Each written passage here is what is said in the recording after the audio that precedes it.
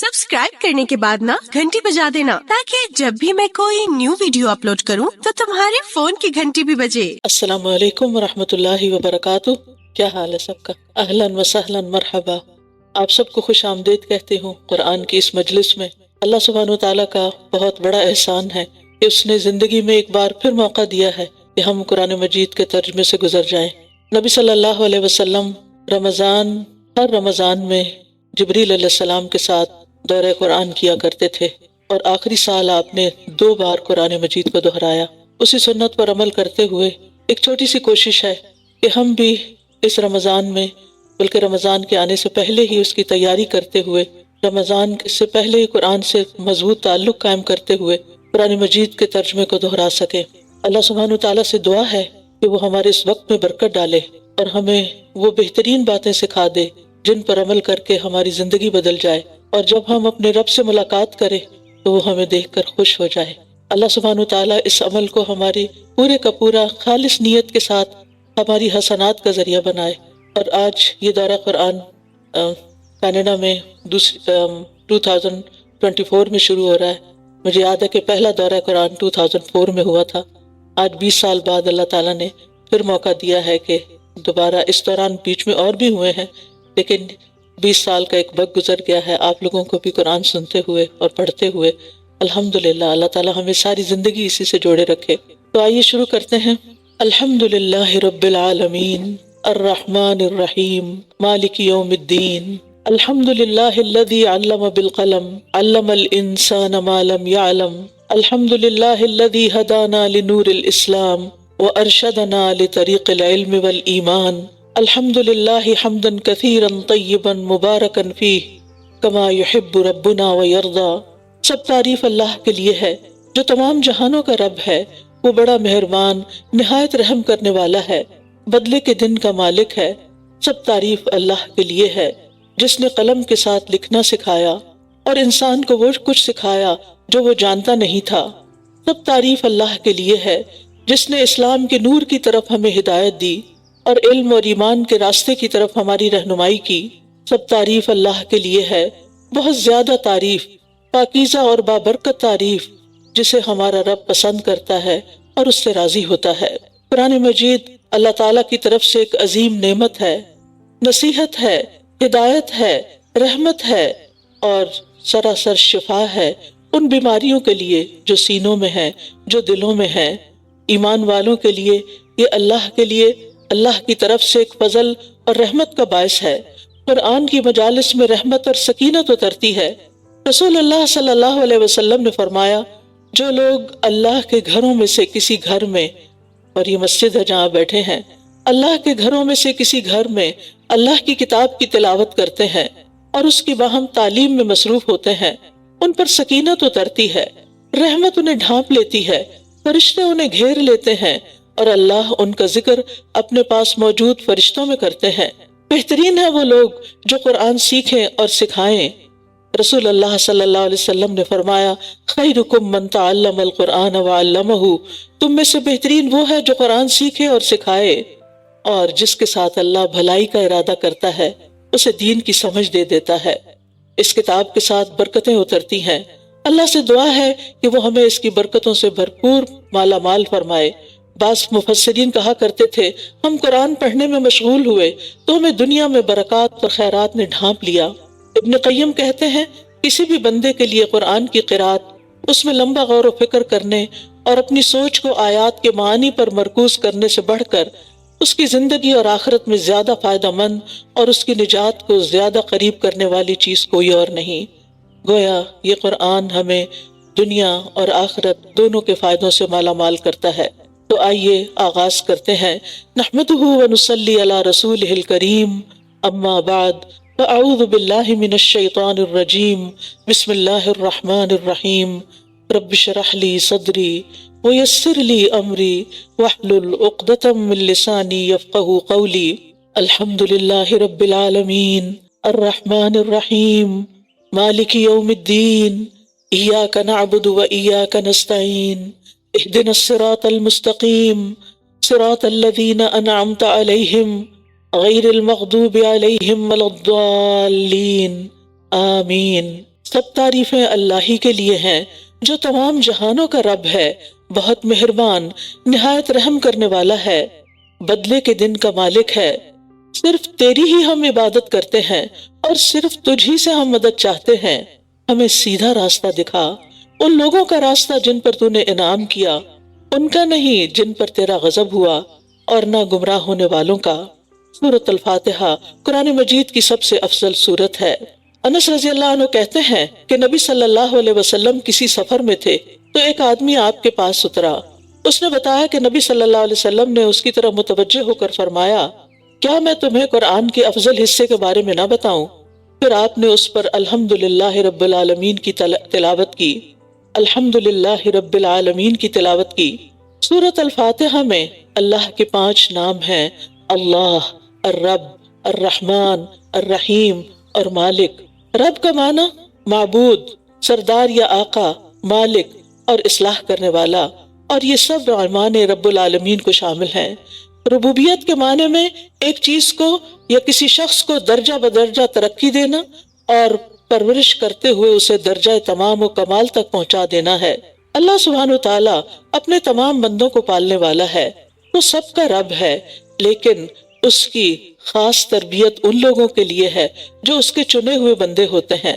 وہ ان کے دلوں، ان کی روحوں، ان کے اخلاق اور ان کے معاملات کی تربیت کرتا ہے۔ اور اس نام کے ساتھ ہم اللہ تعالیٰ سے اکثر دعا کرتے ہیں، ربنا اور ربی کہہ کر۔ قرآن مجید میں 40 سے زیادہ مرتبہ رب کا لفظ دعا کے ساتھ استعمال ہوا ہے کہ یا رب تو ہی ہمارا پالنے خالق ہے، تو ہی ہمارا مالک ہے، تو ہی ہمیں روزی دیتا ہے، تیری ہی طرف ہمیں پلٹ کر جانا ہے۔ اور پھر سب تعریف اسی کے لیے ہے، الحمدللہ، جو کہ سب سے عبادت میں سے افضل ترین عبادت ہے، اللہ کا شکر گزار بندہ بننا۔ اور کس کا شکر گزار؟ وہ جس نے پیدا کیا، وہ جس نے صرف ہمیں نہیں سارے جہانوں کو پیدا کیا۔ وہ صرف ہماری ہی پرورش نہیں کر رہا، وہ سارے جہان والوں کی کر رہا ہے۔ اور صرف وہ رب ہی نہیں بلکہ الرحمن الرحیم ہے، نہایت مہربان ہے۔ الرحمن اللہ تعالیٰ کا ذاتی نام ہے۔ قل ادعوا اللہ او ادعوا الرحمن ایما تدعوا فلہ الاسماء الحسنی، کہہ دیجئے اللہ کہہ کے پکارو یا رحمان کہہ کے پکارو، یعنی اللہ بھی ذاتی نام ہے اور رحمان بھی ذاتی نام ہے۔ جس نام سے بھی تم اسے پکارو گے تو اسی کے لیے اچھے اچھے نام ہیں۔ الرحمن میں اللہ کی وسیع رحمت ہے، اور الرحیم اس بات پہ دلالت کرتا ہے کہ یہ رحمت اس کے خاص بندوں تک پہنچنے والی ہے۔ الرحمن میں مبالغہ الرحیم سے زیادہ ہے۔ رحمان کا لفظ قرآن مجید میں 75 بار ذکر کیا گیا ہے، اور الرحیم کا ذکر 100 سے زیادہ مرتبہ کیا گیا ہے۔ اللہ تعالیٰ کی رحمت ہر چیز پر وسیع ہے۔ برحمتی وسعت کل شیء، اللہ کی رحمت اس کے غضب پر بھاری ہے۔ اللہ کی 100 رحمتیں ہیں جن میں سے صرف ایک رحمت دنیا والوں کے لیے ہے، باقی ساری رحمتیں 99 آخرت میں بندوں کی نجات کے لیے کام آئیں گی۔ سورۃ الفاتحہ میں اللہ تعالیٰ نے عظیم امور کا ذکر کیا ہے۔ حمد کا ذکر کیا جو عبادت میں بہترین عبادت ہے، یعنی اللہ کی تعریف اور اس کا شکر ادا کرنا۔ اللہ کا نام اسم اعظم ہے۔ رب العالمین میں اس کی قدرت کے کمالات نظر آتے ہیں۔ رحمت بندے سے متعلق سب سے بہترین جسر ہے۔ مالک یوم الدین، یوم الدین قیامت کا دن سب سے بڑا دن ہے۔ ایاک نعبد، یہ اللہ کا سب سے بڑا حق ہے کہ ہم اس کی عبادت کریں۔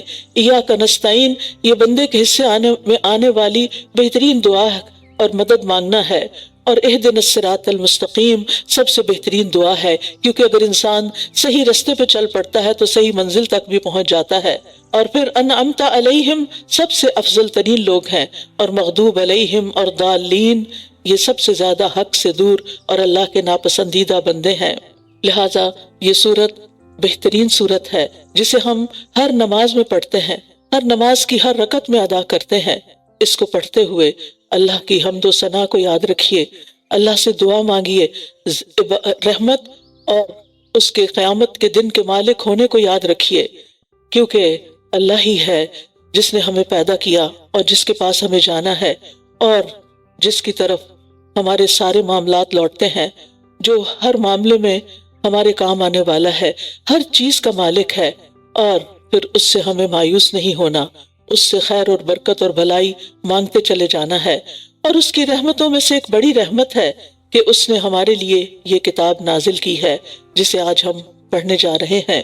اس کتاب کی سب سے طویل ترین، سب سے لمبی سورت سورۃ البقرہ ہے، جس کا پڑھنا باعث برکت ہے اور جس کا چھوڑنا باعث حسرت ہے، اور جس گھر میں یہ پڑھی جاتی ہے وہاں سے شیاطین بھاگ جاتے ہیں۔ تو آئیے آغاز کرتے ہیں سورۃ البقرہ کا۔ الف لام میم، الف لام میم، ذالک الکتاب لا ریب فیہ ھدی للمتقین، یہ وہ کتاب ہے جس میں کوئی شک نہیں، تقوی والوں کے لیے ہدایت کا ذریعہ ہے۔ کون ہے تقوی والے؟ الذین یؤمنون بالغیب ویقیمون الصلاۃ ومما رزقناہم ینفقون۔ تقوی والے تو وہ ہیں وہ جو غیب پر ایمان لاتے ہیں اور نماز قائم کرتے ہیں، اور جو رزق ہم نے انہیں دیا ہے اس میں سے وہ خرچ کرتے ہیں۔ غیب سے مراد وہ سارے حقائق ہیں جو انسان کے حواس اور عقل کی رسائی سے باہر ہیں۔ حدیث جبریل جس کے راوی امیر المؤمنین عمر رضی اللہ عنہ ہیں، اس میں رسول اللہ صلی اللہ علیہ وسلم نے ایمان کی تعریف یہ بیان فرمائی کہ آدمی اللہ تعالیٰ پر، اس کے فرشتوں پر، اس کی کتابوں پر، اس کے رسولوں پر، یوم آخرت پر اور اچھی یا بری تقدیر پر ایمان لائے، اور یہ سب چیزیں غیب میں شامل ہیں کیونکہ انہیں دیکھے بغیر ان پر ایمان لایا جاتا ہے۔ کتاب اگرچہ ہمارے سامنے ہے، یہ اتری بذریعہ وحی ہے، لہٰذا وحی بھی ایک غیبی عمل ہے، تو اس کتاب سے وہ ہدایت پا سکتا ہے جو غیب پر اور ان تمام چیزوں پر ایمان رکھتا ہو۔ تو غیب پر ایمان لانے والے ہی متقی ہیں۔ والذین یؤمنون بما انزل الیک وما انزل من قبلک وبالآخرۃ ھم یوقنون، اور وہ جو اس پر ایمان لاتے ہیں جو آپ پر نازل کیا گیا، یعنی قرآن اور سنت، کیونکہ آپ پر صرف قرآن نہیں اترا۔ اللہ تعالیٰ فرماتے ہیں وَأَنزَلَ اللَّهُ عَلَيْكَ الْكِتَابَ وَالْحِكْمَةَ، اور اللہ نے آپ پر کتاب اور حکمت نازل فرمائی ہے، یعنی صرف کتاب نازل نہیں ہوئی، حدیث بھی اللہ کی طرف سے نازل ہوئی ہے جو نبی صلی اللہ علیہ وسلم پر وحی خفی کے ذریعے نازل ہوئی، جس کی ہم تلاوت نہیں کرتے لیکن وہ بھی وحی پر مبنی ہے۔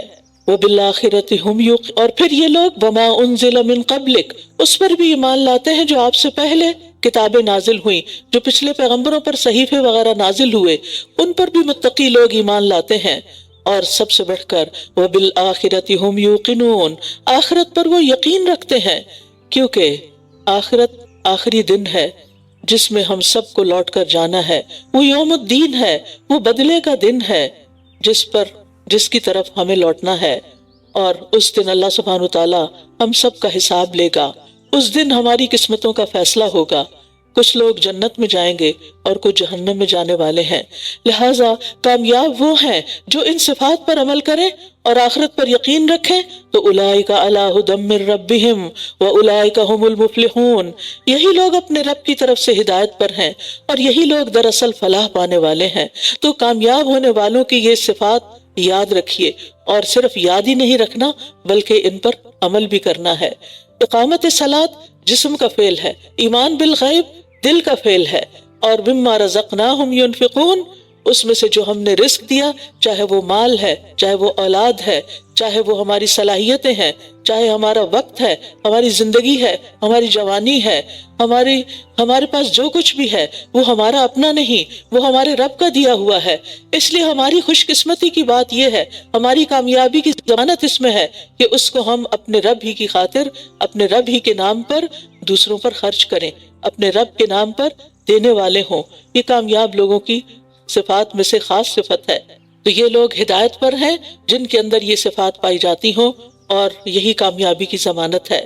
جب قرآن پڑھ رہے ہوں، آپ سن رہے ہوں، تو اپنے بارے میں سوچئے کہ کیا یہ ساری صفات میرے اندر ہیں، کیا میں اس پر ایمان رکھتی ہوں، کیونکہ ایمان کے بغیر تو کوئی عمل قبول ہی نہیں، اور یقین، ایمان کے اندر پورا یقین ہونا بہت ضروری ہے، کیونکہ شکوک و شبہات جو ہیں وہ انسان کو حق سے دور کر دیتے ہیں، اس کے ایمان کے منافی ہوتے ہیں۔ اور جب دل میں اللہ کے بارے میں یا اس کی کتاب کے بارے میں یا اس کے رسول کے بارے میں یا آخرت کے بارے میں کوئی شک آ جائے اور یقین ختم ہو جائے، تو سمجھیے کہ ایمان ڈاواڈول ہے، ایمان یا تو کمزور ہے یا پھر ختم ہو گیا ہے، اور اس کے بغیر تو پھر کوئی بھی عمل قابل قبول نہیں۔ پھر فرمایا ان الذین کفروا سواء علیہم اانذرتہم ام لم تنذرہم لا یؤمنون، بے شک جن لوگوں نے کفر کیا ان کے لیے برابر ہے کہ آپ انہیں ڈرائیں یا نہ ڈرائیں، وہ ایمان نہیں لائیں گے۔ یہاں لا یؤمنون سے مراد تمام کفار تو نہیں ہو سکتے، کیونکہ بہت سے کافر دعوت اسلام کے نتیجے میں ایمان لائے اور الحمدللہ اب بھی ایمان لا رہے ہیں۔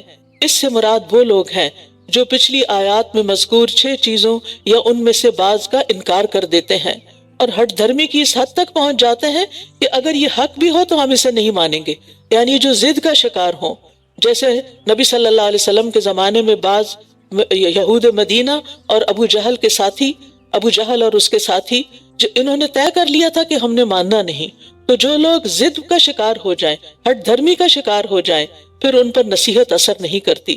نصیحت تو اس پر اثر کرتی ہے جو کھلے دل سے نصیحت کو قبول کرنا چاہتا ہے، جو ان بائسڈ ہو کر کسی حقیقت اور حق کو سمجھنا چاہتا ہے، اور جو ضد کا شکار ہو تو پھر ختم اللہ علی قلوبہم وعلی سمعہم وعلی ابصارہم غشاوۃ ولہم عذاب عظیم۔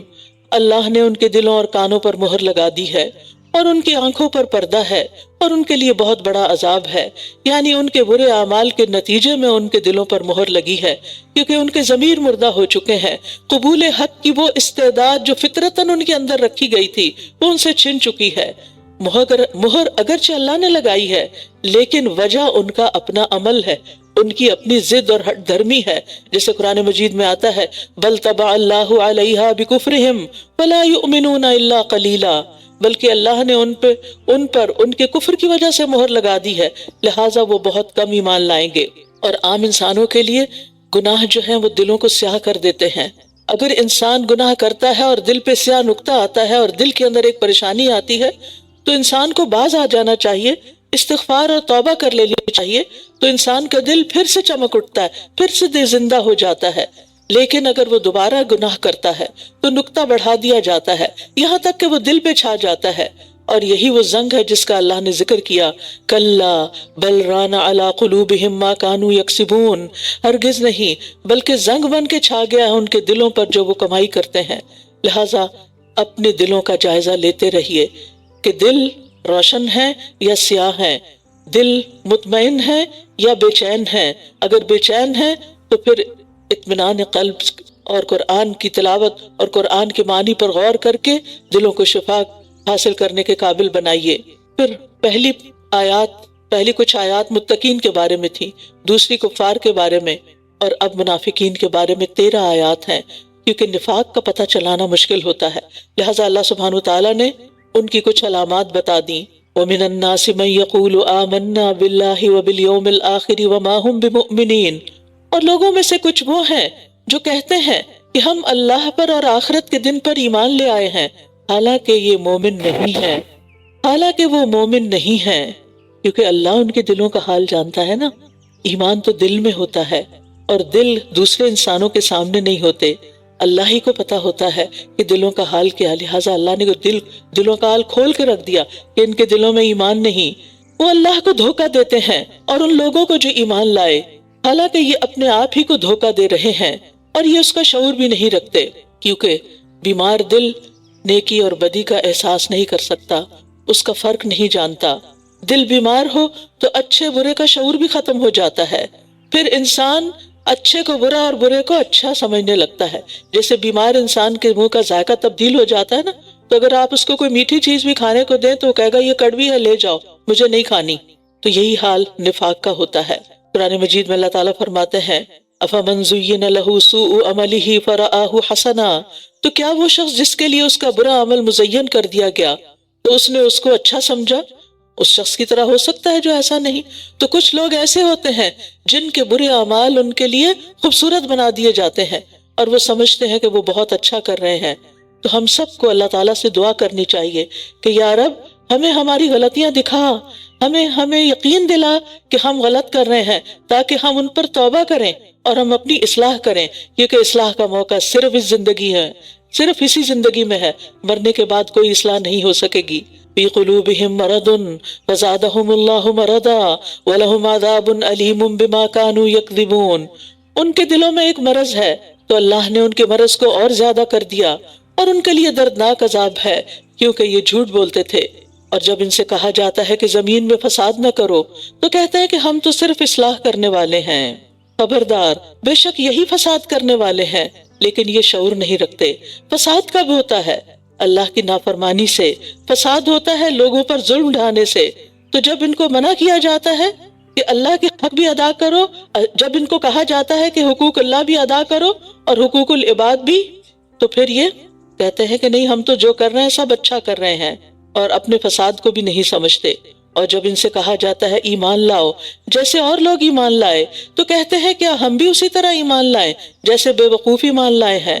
خبردار، یقیناً یہ خود ہی بے وقوف ہیں، لیکن یہ جانتے نہیں ہیں۔ یہاں پر آپ دیکھیے اللہ تعالیٰ نے سچے ایمان کا کرائیٹیریا بتا دیا ہے، ویسا ایمان جیسے صحابہ کا تھا۔ یہ اس دور کے لوگوں سے بھی تقاضا ہے اور آج ہم سے بھی تقاضا ہے کہ ہمارا ایمان کیسا ہونا چاہیے۔ ہمارے رول ماڈلز کون ہیں؟ صحابہ کرام ہیں۔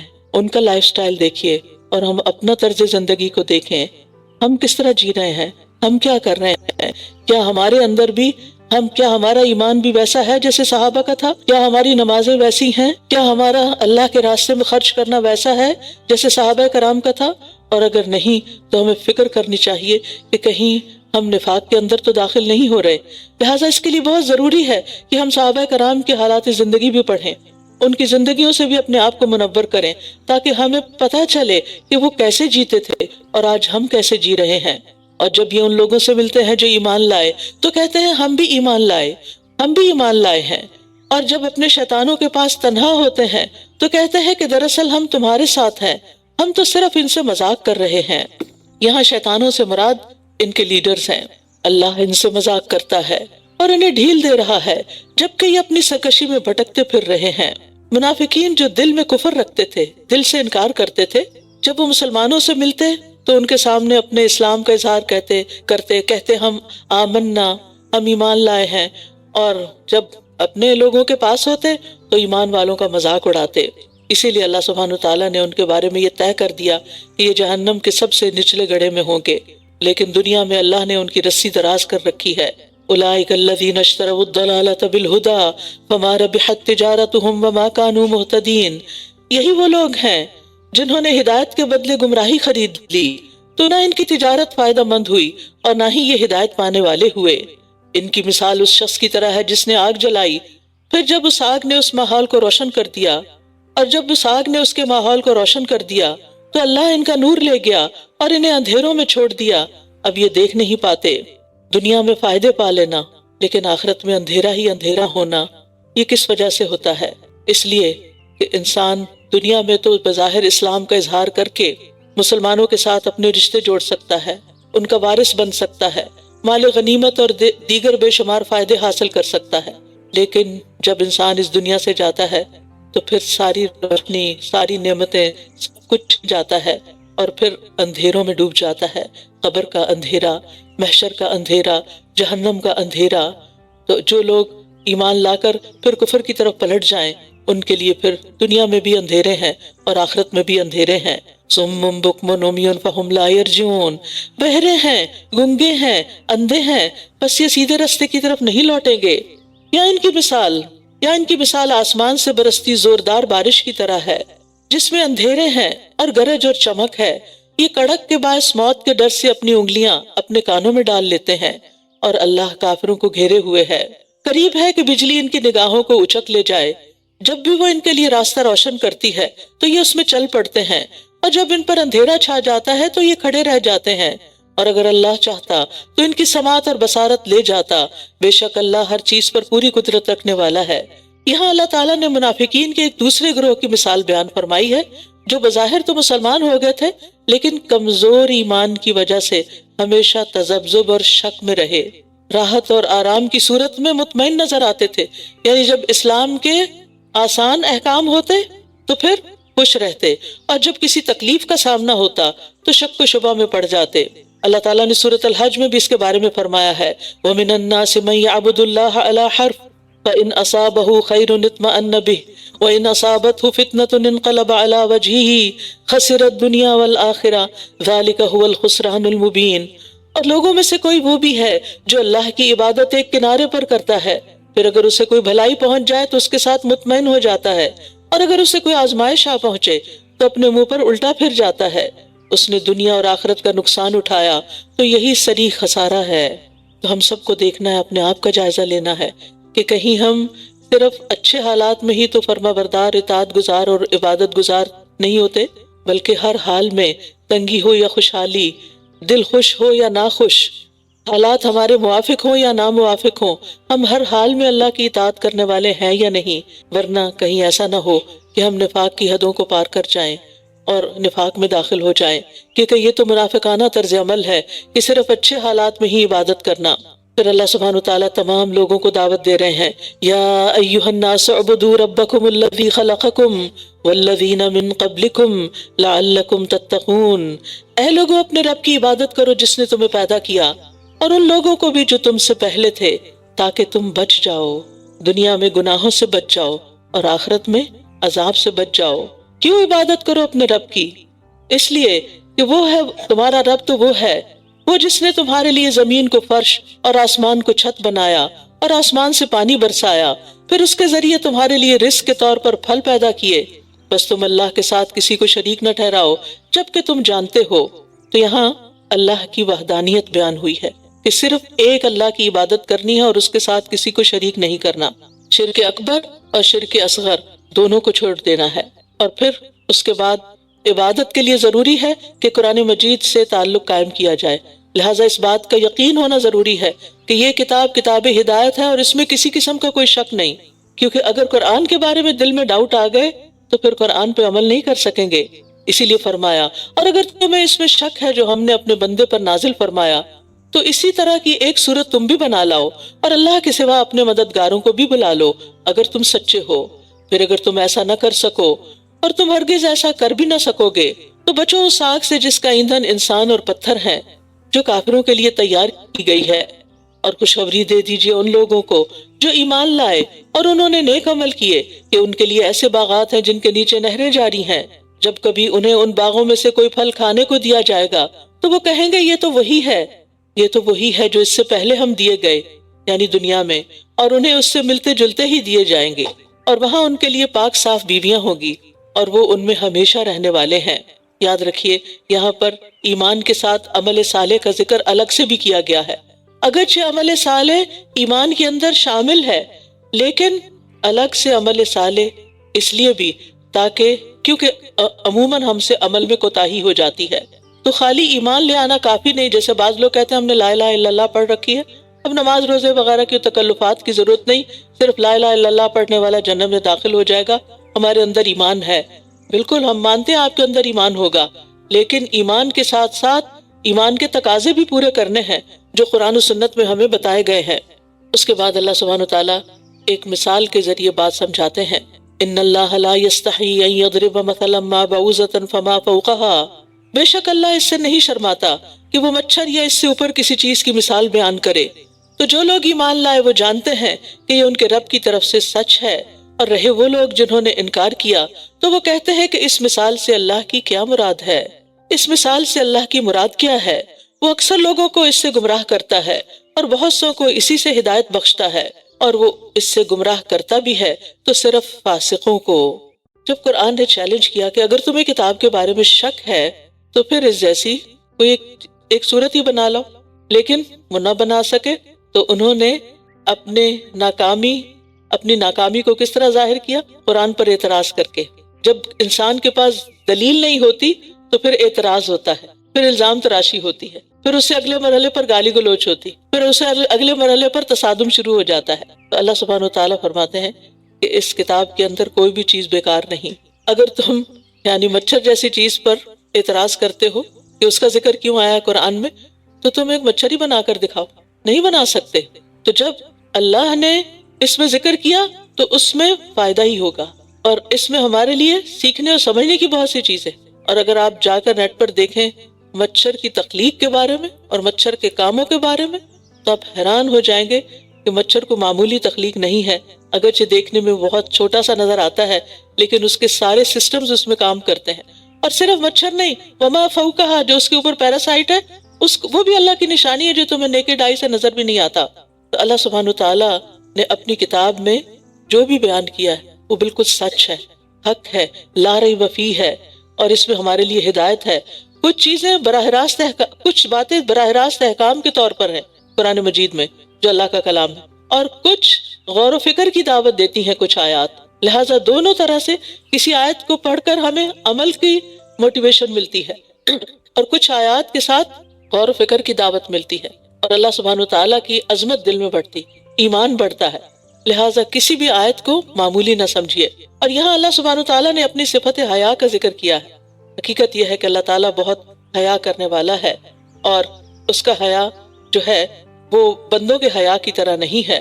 اس کے حیا کی ایک مثال دی گئی کہ بندہ جب اللہ کی طرف ہاتھ اٹھا کے دعا کرتا ہے تو اللہ تعالیٰ اس بات سے حیا کرتا ہے کہ وہ ان ہاتھوں کو خالی لوٹائے، لہٰذا خوب ہاتھ اونچے کر کے اللہ سے دعا کیا کیجئے۔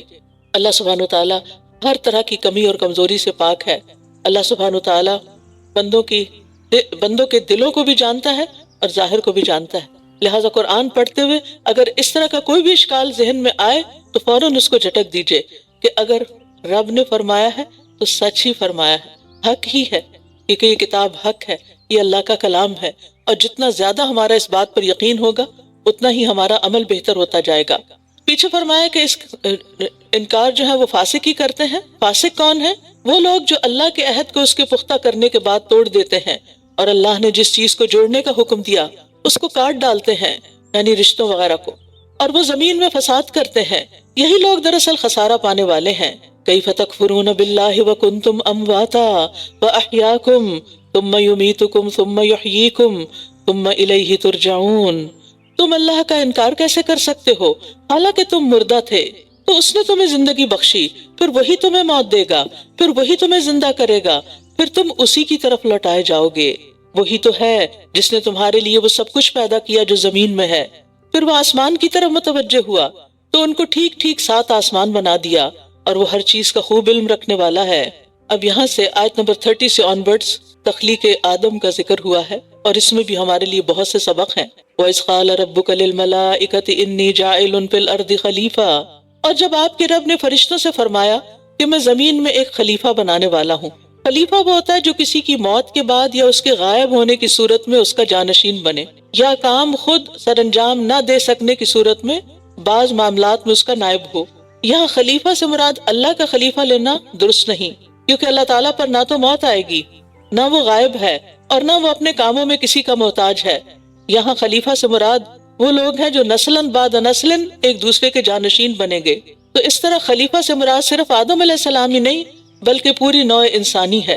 تو جب آپ کے رب نے فرشتوں سے فرمایا کہ میں زمین میں خلیفہ بنانے والا ہوں، کیونکہ زمین پر پہلے جنات تھے، ان کے بعد انسان آئے اور انہوں نے زمین کا انتظام سنبھالا، انہوں نے کہا کیا آپ اس میں ایسے کو خلیفہ بنائیں گے جو اس میں فساد کرے گا اور خون بہائے گا؟ کیونکہ وہ جنات کے طرز عمل سے یہ جانتے تھے، ان کے پاس غیب کا علم نہیں تھا کہ فیوچر کے بارے میں کچھ جانتے تھے، بلکہ پچھلے تجربے کی بنیاد پر وہ یہ بات کہہ رہے تھے۔ اور ہم آپ کی تعریف کے ساتھ تسبیح کرتے ہیں اور آپ کی پاکیزگی بیان کرتے ہیں۔ فرمایا بے شک میں جانتا ہوں جو تم نہیں جانتے۔ یاد رکھیے فرشتوں پر ایمان لانا بھی ضروری ہے۔ اگر آپ دیکھیں تو یہاں اگرچہ آیات کا بظاہر کانٹیکسٹ کچھ اور نظر آتا ہے، لیکن انہی آیات کے اندر ایمان بالغیب بھی ہے، انہی آیات پر اللہ کی توحید کا ذکر بھی ہے، انہی آیات میں رسالت کا ذکر بھی ہے، کتاب پر ایمان کا ذکر بھی ہے، آخرت پر ایمان کا ذکر بھی ہے، اور یہاں فرشتوں پر ایمان کا ذکر بھی ہے۔ اور یہاں آپ دیکھیے کہ فرشتوں نے جب یہ کہا کہ آپ زمین پر ایک ایسے کو نائب بنانے والے ہیں جو اس میں خون بہائے گا، تو یہ اللہ تعالیٰ پر اعتراض نہیں تھا، انہوں نے بس اپنا کنسرن شو کیا تھا۔ اور اس نے آدم کو یعنی اللہ نے آدم کو سب کے سب نام سکھا دیے، پھر انہیں فرشتوں کے سامنے پیش کیا اور فرمایا اگر تم سچے ہو تو مجھے ان سب کے نام بتاؤ۔ انہوں نے کہا آپ پاک ہیں، ہم کچھ نہیں جانتے سوائے اس کے جو آپ نے ہمیں سکھا دیا، بے شک آپ تو خوب علم رکھنے والے بہت حکمت والے ہیں۔ اس سے ایک اور بات پتہ چل رہی کہ فرشتوں کے پاس بس اپنے فیلڈ کا ہی علم ہے، وہ غیب نہیں جانتے۔ فرشتے نہیں جانتے تو جنات کہاں سے جانتے ہیں؟ لہٰذا جنات کے ذریعے غیب کا علم معلوم کرنا انتہائی غلط چیز ہے۔ اور آپ دیکھیے کہ فرشتوں کا علم جو ہے یہاں جزوی علم ہے، اور وہ مقرب ترین مخلوق ہے اللہ تعالیٰ کی، اس کے باوجود علم غیب نہیں ہے ان کے پاس، غیب تو صرف اللہ ہی جانتا ہے۔ حضرت عائشہ نے فرمایا جو شخص تمہیں کہے کہ نبی صلی اللہ علیہ وسلم غیب جانتے تھے تو بلا شبہ اس نے جھوٹ کہا، اللہ تو فرماتا ہے کہ اس کے سوا کوئی غیب نہیں جانتا۔ اور یہاں اس آیت کے آخر میں اللہ تعالیٰ کے 2 نام العلیم اور الحکیم کا ذکر ہوا ہے۔ یہ دونوں نام 29 مرتبہ اللہ تعالیٰ کی کتاب میں مل کر آئے ہیں، العلیم اور الحکیم۔ العلیم وہ جو جس کا علم کامل ہے، اور الحکیم جس کے سارے فیصلے حکمت پر مبنی ہیں۔ زمین و آسمان کی کوئی چیز اس پر پوشیدہ نہیں، اس کے علم نے ہر چیز کا احاطہ کر رکھا ہے، ظاہر کا، باطن کا، باریکی کا، بڑائی کا اور ہر طرح کا، لیکن اس کے ساتھ ساتھ وہ حکمت بھی رکھتا ہے۔ عام طور پر یہ ہوتا ہے کہ جس شخص کے پاس بہت علم ہو وہ بہت اوور کانفیڈنٹ ہو جاتا ہے، اور اس کی وجہ سے بعض اوقات اس کے اندر ایروگنس آ جاتی ہے، لیکن اللہ سبحانہ وتعالیٰ العلیم ہونے کے ساتھ ساتھ الحکیم ہے۔ قال یا آدم انبئہم باسمائہم، فرمایا اے آدم انہیں ان کے نام بتاؤ۔ پھر جب اس نے انہیں ان سب کے نام بتا دیے تو فرمایا کیا میں نے تمہیں کہا نہ تھا کہ بے شک میں آسمانوں اور زمین کے غیب جانتا ہوں، اور میں جانتا ہوں جو کچھ تم ظاہر کرتے ہو اور جو تم چھپاتے ہو۔ اور جب ہم نے فرشتوں سے کہا آدم کو سجدہ کرو تو ان سب نے سجدہ کیا سوائے ابلیس کے، اس نے انکار کر دیا اور تکبر کیا اور وہ کفر کرنے والوں میں سے ہو گیا۔ اور ہم نے کہا اے آدم تم اور تمہاری بیوی دونوں جنت میں رہو، اور اس میں جہاں کہیں سے چاہو بے روک ٹوک کھاؤ، لیکن اس درخت کے قریب نہ جانا ورنہ تم دونوں ظالموں میں سے ہو جاؤ گے۔ آخرکار شیطان نے ان دونوں کو وہاں سے پھسلا دیا اور انہیں اس سے نکلوا دیا جہاں وہ تھے، اور ہم نے کہا اتر جاؤ، تم ایک دوسرے کے دشمن ہو اور تمہارے لیے ایک مدت تک زمین میں ٹھہرنا اور فائدہ اٹھانا ہے۔ بعض لوگوں کا خیال ہے کہ شیطان جو ہے وہ بھی فرشتہ تھا، وہ فرشتہ نہیں تھا، لیکن اپنی عبادت اور اپنے ظاہری اعمال کی بنا پر فرشتوں کے قریب ہو گیا تھا اور فرشتوں کے ساتھ ساتھ ہوتا تھا، لیکن اس کے دل کے اندر وہی نفاق چھپا ہوا تھا جو نبی صلی اللہ علیہ وسلم کے زمانے میں اور ہر دور میں ایسے لوگوں کے اندر ہوتا ہے کہ ان کے ظاہری اعمال بڑے نیک ہوتے ہیں، جو دکھاوے کے ہوتے ہیں، لیکن اندر ایمان نہیں ہوتا۔ تو شیطان کے بھی اندر صحیح ایمان نہیں تھا، جس کی وجہ سے، اور اس کے اندر تکبر تھا جو کہ ایمان کے منافع ہوتا ہے۔ اسی لیے تکبر اگر رائی کے دانے برابر بھی ہے تو انسان جنت میں داخل نہ ہو سکے گا۔ تو اس بنا پر اس نے انکار کر دیا اور پھر اپنے آپ کو اس کی انشاءاللہ تفصیل آگے سورۃ الاعراف میں آئے گی، لیکن یہ ہے کہ یہاں جو بات بتانا مقصود ہے وہ یہ کہ شیطان نے آدم علیہ السلام اور ان کی بیوی کو جو دونوں جنت کی نعمتوں کے مزے کر رہے تھے وہاں سے ان کو نکلوا کے چھوڑا۔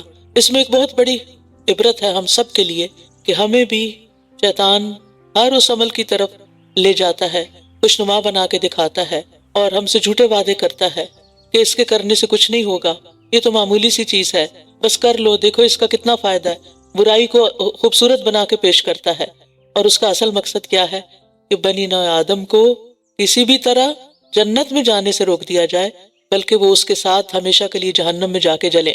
تو آپ دیکھیں کہ آدم علیہ السلام جن کو اللہ نے اپنے ہاتھ سے بنایا اور جن سے فرشتوں کو جن کے آگے سجدہ کروایا، اگر ان کو شیطان نے پھسلا لیا تو ہمارے ایمان کا کیا حال ہے اور ہمارے یقین کا کیا حال ہے، اور ہم اس دشمن کی زد میں کس قدر ہو سکتے ہیں۔ لہٰذا ہم سب کو چوکنا رہنے کی ضرورت ہے۔ پھر آدم نے اپنے رب سے توبہ کے چند کلمات سیکھ لیے، اللہ سبحانہ وتعالیٰ نے خود ہی سکھائے، اور پھر انہی کلمات سے توبہ کی تو اس نے اس پر مہربانی کی، بے شک وہ بہت توبہ قبول کرنے والا، نہایت رحم کرنے والا ہے۔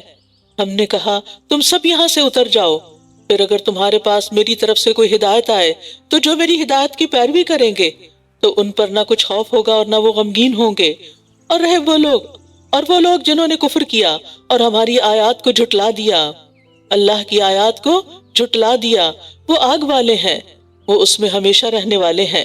تمام انسانوں کو خطاب کرنے کے بعد بنی اسرائیل سے اب خصوصی خطاب شروع ہو رہا ہے، کیونکہ اہل کتاب ہونے کی وجہ سے ان کا حق زیادہ ہے کہ وہ نبی صلی اللہ علیہ وسلم پر ایمان لائیں۔ یہ خطاب کبھی انعامات یاد دلا کر ہے جو ان پر کیے گئے، کبھی ان کی بدعمالیوں پر ڈانٹ کے ساتھ ہے، اور کبھی ان سزاؤں کے ذکر کے ساتھ ہے جو ان کی نافرمانیوں پر انہیں دی گئیں۔ یہاں سے لے کر آیت نمبر 147 تک ان پر 10 انعامات، ان کی 10 بدعمالیوں اور انہیں دی جانے والی 10 سزاؤں کا ذکر ہے۔ تو اللہ تعالیٰ فرماتے ہیں اے بنی اسرائیل، یا بنی اسرائیل اذکروا نعمتی التی انعمت علیکم واوفوا بعہدی اوف بعہدکم وایای فارہبون۔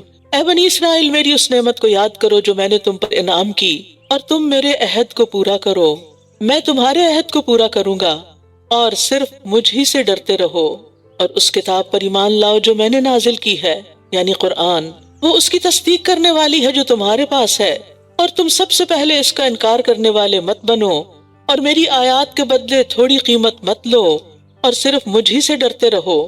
تھوڑی قیمت کا مطلب یہ نہیں کہ زیادہ قیمت لے لو، بلکہ مطلب یہ ہے کہ آیات الہی کے بدلے اگر پوری دنیا بھی تمہیں مل جائے تو متاع قلیل ہے۔ اللہ تعالیٰ فرماتے ہیں سورۃ النساء میں، قل متاع الدنیا قلیل، کہہ دیجئے دنیا کا سامان بہت تھوڑا ہے۔ دین بیچ کر دنیا حاصل کرنا، غلط فتوے دینا اور دنیا کے مال و متاع کی حرص رکھنا بہت گھاٹے کا سودا ہے۔ اگر کسی کو ساری دنیا کا مال بھی مل جائے اس کے بدلے تو آخرت میں وہ کام نہیں آئے گا، آخرت کے مقابلے میں وہ حقیر متاع ہے۔ اس لیے انسان کو اپنے دین کے معاملے میں کسی بھی چیز کو ترجیح نہیں دینی چاہیے۔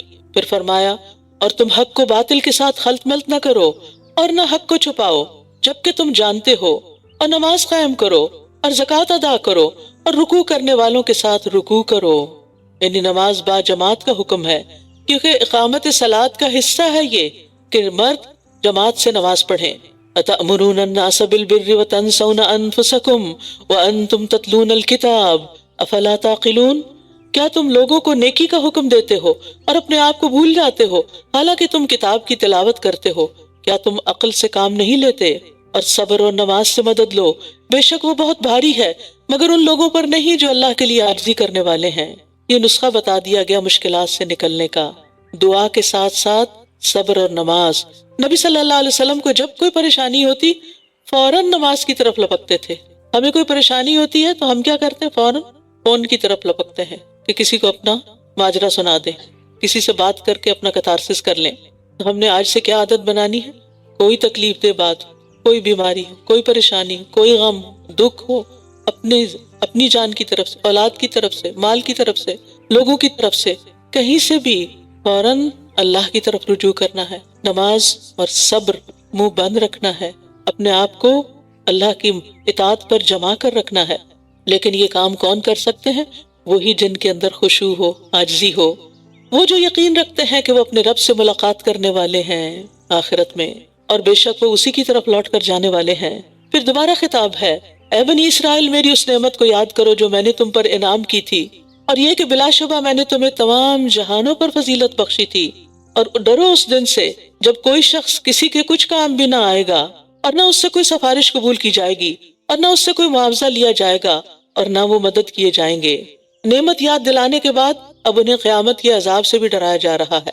بنی اسرائیل کے فساد کی اصل وجہ یہ تھی کہ وہ اپنے انبیاء، علماء اور بزرگوں پر بڑا ناز کرتے تھے، اور وہ سمجھتے تھے کہ ہم خواہ کتنے ہی گناہ کر لیں، ہمارے بزرگ اور آباء و اجداد ہمیں بخشوا لیں گے، وہ بڑے نیک لوگ تھے۔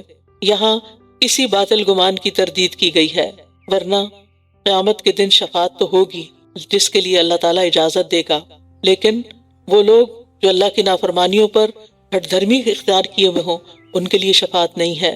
آج ہمارے عقائد میں کیا چیز آ گئی ہے کہ جو جی چاہے کرو، حرام خوری کرو، دوسروں کا مال غصب کر لو، دوسروں پر ظلم اور زیادتی کرو، دوسروں کو نیچا دکھاؤ، نماز کا دل چاہتا تو پڑھو، نہیں تو نہ پڑھو، اور اب تو روزے پہ بھی لوگوں نے کمپرومائز کرنا شروع کر دیا ہے، چھوٹے چھوٹے بہانے سامنے لا کر۔ اور اسی طرح زکوٰۃ، بہت سے لوگوں کو پتہ ہی نہیں کہ زکوٰۃ دی بھی جاتی ہے اور کیسے دی جاتی ہے، یہ تو پھر دور کی بات ہے۔ ان ساری چیزوں سے غفلت کی اصل وجہ کیا ہے؟ کہ ہاں کوئی ہوگا جو ہمیں چھڑا لے گا، وہ ہم ہیں نا نبی صلی اللہ علیہ وسلم کی امت۔ تو ان عقائد کی اصلاح کی بھی ضرورت ہے کہ قرآن اس کے بارے میں کیا کہتا ہے۔ یعنی نبی صلی اللہ علیہ وسلم کی شفاعت ہوگی، لیکن وہ شفاعت جہنم سے نکلوانے کے لیے ہوگی۔ اب آپ خود سوچئے کہ جہنم میں جانا کیا آسان ہے؟ اس سے پہلے کہ انسان کو جہنم کی آگ چھوئے، اسی دنیا کے اندر اپنے گناہوں کی معافی مانگ لینی چاہیے اور ان سے توبہ کر لینی چاہیے۔ وَإِذْ نَجَّيْنَاكُمْ مِنْ آلِ فِرْعَوْنَ، اور یاد کرو جب ہم نے تمہیں آل فرعون سے نجات دی، وہ تمہیں سخت عذاب دیتے تھے، وہ تمہارے بیٹوں کو ذبح کر ڈالتے اور تمہاری عورتوں کو زندہ چھوڑ دیتے تھے، اور اس میں تمہارے رب کی طرف سے بہت بڑی آزمائش تھی۔ اور جب ہم نے تمہارے لیے سمندر کو پھاڑ دیا، پھر ہم نے تمہیں نجات دی اور آل فرعون کو غرق کر دیا جبکہ تم دیکھ رہے تھے۔ اور ہم نے موسیٰ سے 40 راتوں کا وعدہ لیا، پھر اس کے جانے کے بعد تم نے بچڑے کو معبود بنا لیا اور تم ظلم کر رہے تھے، پھر اس کے بعد بھی ہم نے تمہیں معاف کر دیا تاکہ تم شکر ادا کرو۔ اور جب ہم نے موسیٰ کو کتاب اور فرقان عطا کیا تاکہ تم ہدایت پا سکو، اور جب موسیٰ نے اپنی قوم سے کہا اے میری قوم، بے شک تم نے بچڑے کو معبود بنا کر اپنی جانوں پر ظلم کیا ہے، لہٰذا تم اپنے پیدا کرنے والے کے حضور توبہ کرو اور اپنے مجرموں کو قتل کر ڈالو، یہ تمہارے لیے تمہارے پیدا کرنے والے کے نزدیک زیادہ بہتر ہے، پھر وہ تم پر مہربان ہو گیا، بے شک وہ توبہ قبول کرنے والا بہت رحم فرمانے والا ہے۔ یاد رکھیے، بعض گناہوں کی معافی سزا کے بعد ہی ہوتی ہے، جیسے یہاں بنی اسرائیل کو معاف تو کر دیا گیا لیکن ان کو سزا بھی دی گئی۔ اور جب تم نے کہا اے موسیٰ، جب تک اللہ کو سامنے نہ دیکھ لیں ہرگز تمہارا یقین نہ کریں گے، تو تمہیں بجلی کی کڑک نے آ پکڑا اور تم دیکھ رہے تھے، پھر ہم نے تمہاری موت کے بعد تمہیں زندہ کر اٹھایا تاکہ تم شکر ادا کرو، اور ہم نے تم پر بادلوں کا سایہ کیا اور تم پر من و سلوہ اتارا، کھاؤ ان پاکیزہ چیزوں میں سے جو ہم نے تمہیں عطا کی ہیں، اور انہوں نے ہم پر ظلم نہیں کیا بلکہ وہ اپنی ہی جانوں پر ظلم کر رہے تھے۔ یاد رکھیے، گناہ کر کے انسان اپنے اوپر ظلم کرتا ہے، اللہ سبحانہ وتعالیٰ کا کچھ بھی نقصان نہیں ہوتا، اسے کوئی فرق نہیں پڑتا کہ کوئی اس کی عبادت کرے یا اس کی نافرمانی کرے، فرق ہم ہی کو پڑتا ہے۔ لہٰذا اپنے فائدے کی خاطر اللہ کے بن جائیں، اللہ کے عبادت گزار فرما بردار بندے بن جائیں۔ اور جب ہم نے کہا کہ اس بستی میں داخل ہو جاؤ اور اس میں جہاں سے چاہو خوب کھاؤ، اور دروازے سے سجدہ کرتے ہوئے داخل ہونا، اور حتتن یعنی بخشش فرما دے یا بخش دے کہتے جانا، تو ہم تمہاری خطائیں معاف کر دیں گے اور ہم نیکی کرنے والوں کو اور زیادہ دیں گے۔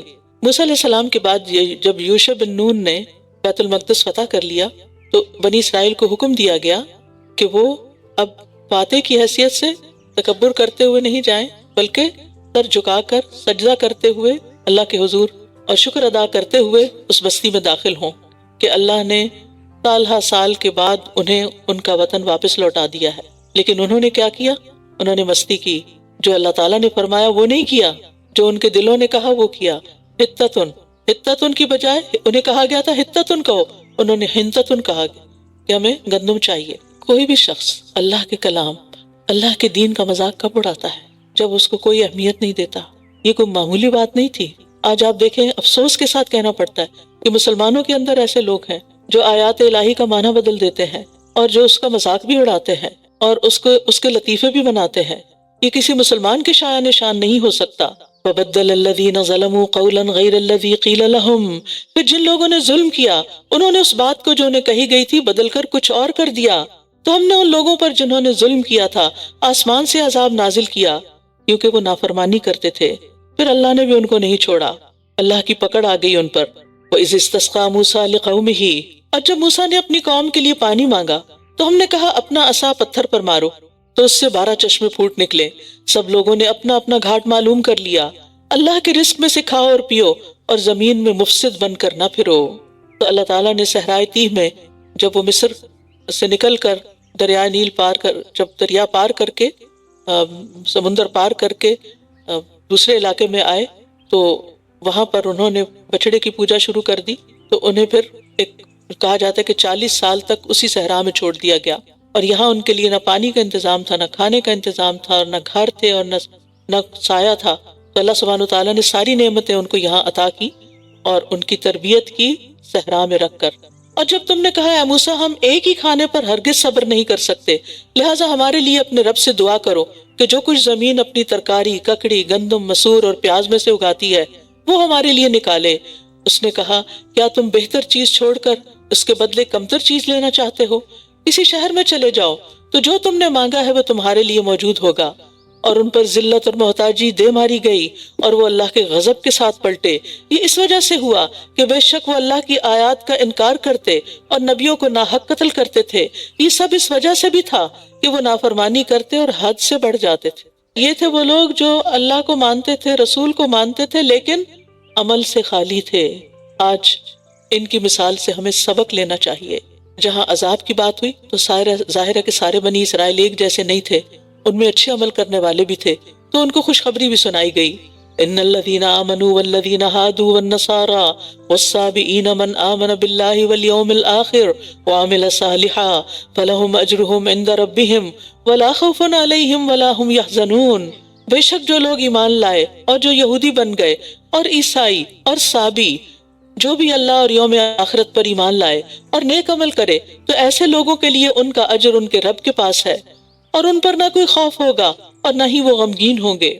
اس آیت سے بعض لوگوں نے یہ معنی لیا ہے کہ کسی بھی مذہب سے تعلق رکھنے والا اگر صرف اللہ کو اور یوم آخرت کو مانتا ہے تو جنت اس کے لیے ہے۔ یہاں اس مقصد کے لیے آیت نازل نہیں کی گئی۔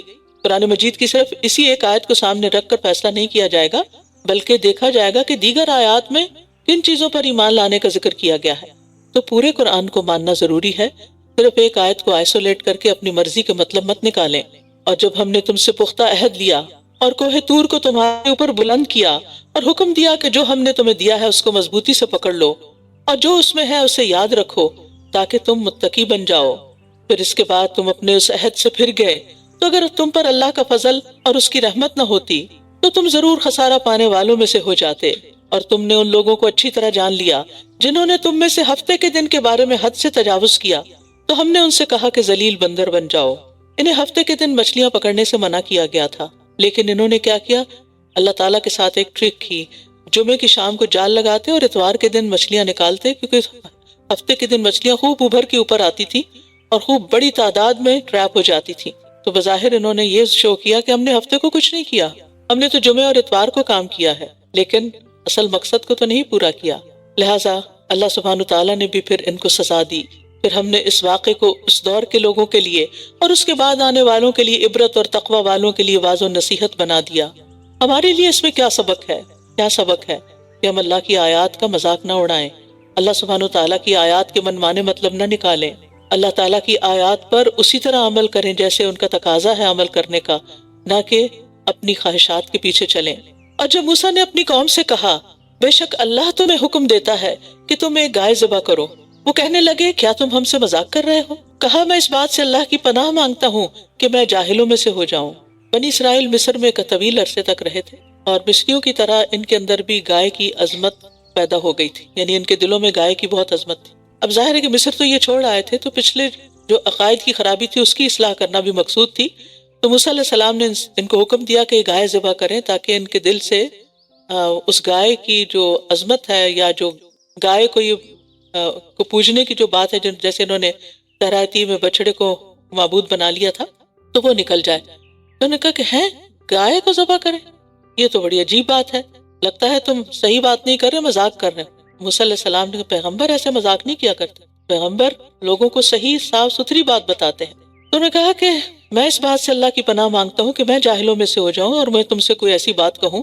انہوں نے کہا اے موسیٰ اپنے رب سے ہمارے لیے دعا کرو کہ وہ ہمارے لیے واضح کر دے کہ وہ گائے کس طرح کی ہو، بجائے اس کے کہ خود دعا کرتے۔ موسیٰ سے کہا علیہ السلام، موسیٰ علیہ السلام سے کہا کہ تم دعا کرو۔ آج ہمارا حال کیا ہے؟ ہم خود کچھ نہیں کرتے اور صرف کچھ مخصوص لوگوں کو دعائیں کرنے کے لیے چن لیتے ہیں کہ جب کوئی مسئلہ تو بس یہ ہمارے لیے دعا کر دیں اور ہم دنیا میں لگے رہیں۔ ہم میں سے ہر شخص کا اپنا پرسنل تعلق ہونا چاہیے اللہ تعالیٰ سے، اور دعا جو ہے وہ بندے اور رب کے بیچ میں ایک بہت کلوز ریلیشن شپ کو ظاہر کرتی ہے۔ انسان کو جب کوئی ضرورت پیش آتی ہے تو وہ کس کے بارے میں سوچتا ہے؟ اس کے بارے میں جو اس کی ضرورت پوری کر دے گا۔ تو بحیثیت ایک مومن کے ہمیں سب سے پہلا خیال کس کے بارے میں آنا چاہیے؟ اس سے ہم اپنے ایمان کا جائزہ لے سکتے ہیں کہ ہمارا ایمان کس درجے کا ہے، کس درجے کا ہے۔ اگر تکلیف کے وقت سب سے پہلے اللہ یاد آتا ہے، ہائے امی ہائے ابا نہیں کہتے بلکہ یا اللہ کہتے ہیں، تو اس کا مطلب ہے کہ اللہ سبحانہ تعالیٰ سے ہم سب سے بڑھ کر محبت کرتے ہیں۔ والذین آمنوا اشد حبا للہ۔ لیکن اگر اس وقت ہم کبھی کسی کے بارے میں سوچتے ہیں کہ فلاں مدد کرے گا، فلاں کام آئے گا، یہ سب ٹھیک ہے، یہ اسباب ہے اور اللہ ہی پیدا کرتا ہے اور اللہ ہی دل میں ڈالتا ہے، لیکن پہلا خیال اور پہلا رجوع اللہ ہی کی طرف ہونا چاہیے۔ یہ اللہ پر ایمان لانے کا تقاضا ہے۔ انہوں نے کہا تم اپنے رب سے ہمارے لیے دعا کرو کہ وہ ہمارے لیے واضح کر دے کہ اس کا رنگ کیسا ہو۔ اب یہ بار بار سوال کیوں کر رہے تھے؟ کیونکہ اصل میں تو کرنا ہی چاہتے تھے، سوچ رہے تھے کہ شاید اس طرح یہ معاملہ ٹل ہی جائے۔ موسیٰ نے کہا بے شک وہ فرماتا ہے کہ وہ گائے ایسے گہرے زرد رنگ کی ہو جو دیکھنے والوں کو خوش کر دے۔ انہوں نے کہا اپنے رب سے ہمارے لیے دعا کرو کہ وہ ہمارے لیے واضح کر دے کہ وہ کس طرح کی ہو، کیونکہ گائیں ہمیں ایک دوسرے سے مشابہ معلوم ہوتی ہیں، اور اگر اللہ نے چاہا تو ہم ضرور راہ پانے والے ہیں۔ کہا وہ فرماتا ہے کہ وہ گائے نہ کام کرنے والی ہو کہ زمین میں ہل جوتتی ہو، اور نہ کھیتی کو پانی پلاتی ہو، صحیح سلامت ہو، اس میں کوئی داغ نہ ہو۔ کہنے لگے اب تم ٹھیک بات لائے ہو، بس انہوں نے اسے ذبح کیا اور لگتا نہ تھا کہ وہ ایسا کریں گے۔ بار بار سوال کر کے کام کو اپنے لیے مشکل بنا لیا، اور بڑی مشکل سے پھر وہ گائے انہیں ملی بھاری قیمت دے کر۔ تو اس سے یہ پتہ چلتا ہے کہ اللہ تعالیٰ کے احکامات میں بہت زیادہ بال کی کھال نہیں اتارنی چاہیے، بہت زیادہ سوال نہیں کرنے چاہیے۔ حدیث میں آتا ہے ہلاک المتنطعون، بال کی کھال اتارنے والے ہلاک ہو گئے، کیونکہ جتنے زیادہ ہم سوال کرتے ہیں اتنا ہی پھر کام مشکل ہوتا چلا جاتا ہے۔ مثلا کوئی مہمان آپ کے پاس آیا تو آپ اس کے لیے جو آپ کے گھر میں میسر ہے لا کے رکھ دیتے ہیں، اور اگر آپ اس سے پوچھتے ٹھنڈا پئیں گے یا گرم، تو ہو سکتا ہے کہ ٹھنڈا ہو ہی نہ گھر میں، کوئی جوس ڈرنک وغیرہ نہیں رکھا ہوا، اگر اس نے کہہ دیا ٹھنڈا تو پھر کیا کریں گے؟ مشکل پڑ گئی نا، پھر آپ کسی کو بھیجیں گے منگوانے کے لیے، میٹھا پئیں گے یا نمکین، یا اسی طرح کے طرح طرح کے سوال کیا کرتے ہیں، اس کو کام کو مشکل کر دیتے ہیں۔ لہٰذا اللہ سبحانہ وتعالیٰ کے احکامات پر بھی ہمیں بہت سوال جواب نہیں کرنے چاہیے، سیدھے سیدھے صاف احکامات پر عمل کرتے جانا چاہیے، اطاعت کا جذبہ ہمارے اندر ہونا چاہیے۔ اب ہوا یہ کہ اسی دوران وہاں ایک شخص کو کسی نے قتل کر دیا، اور معاملہ بہت مشتبہ ہو گیا، پتہ نہیں چل رہا تھا کہ قاتل کون ہے۔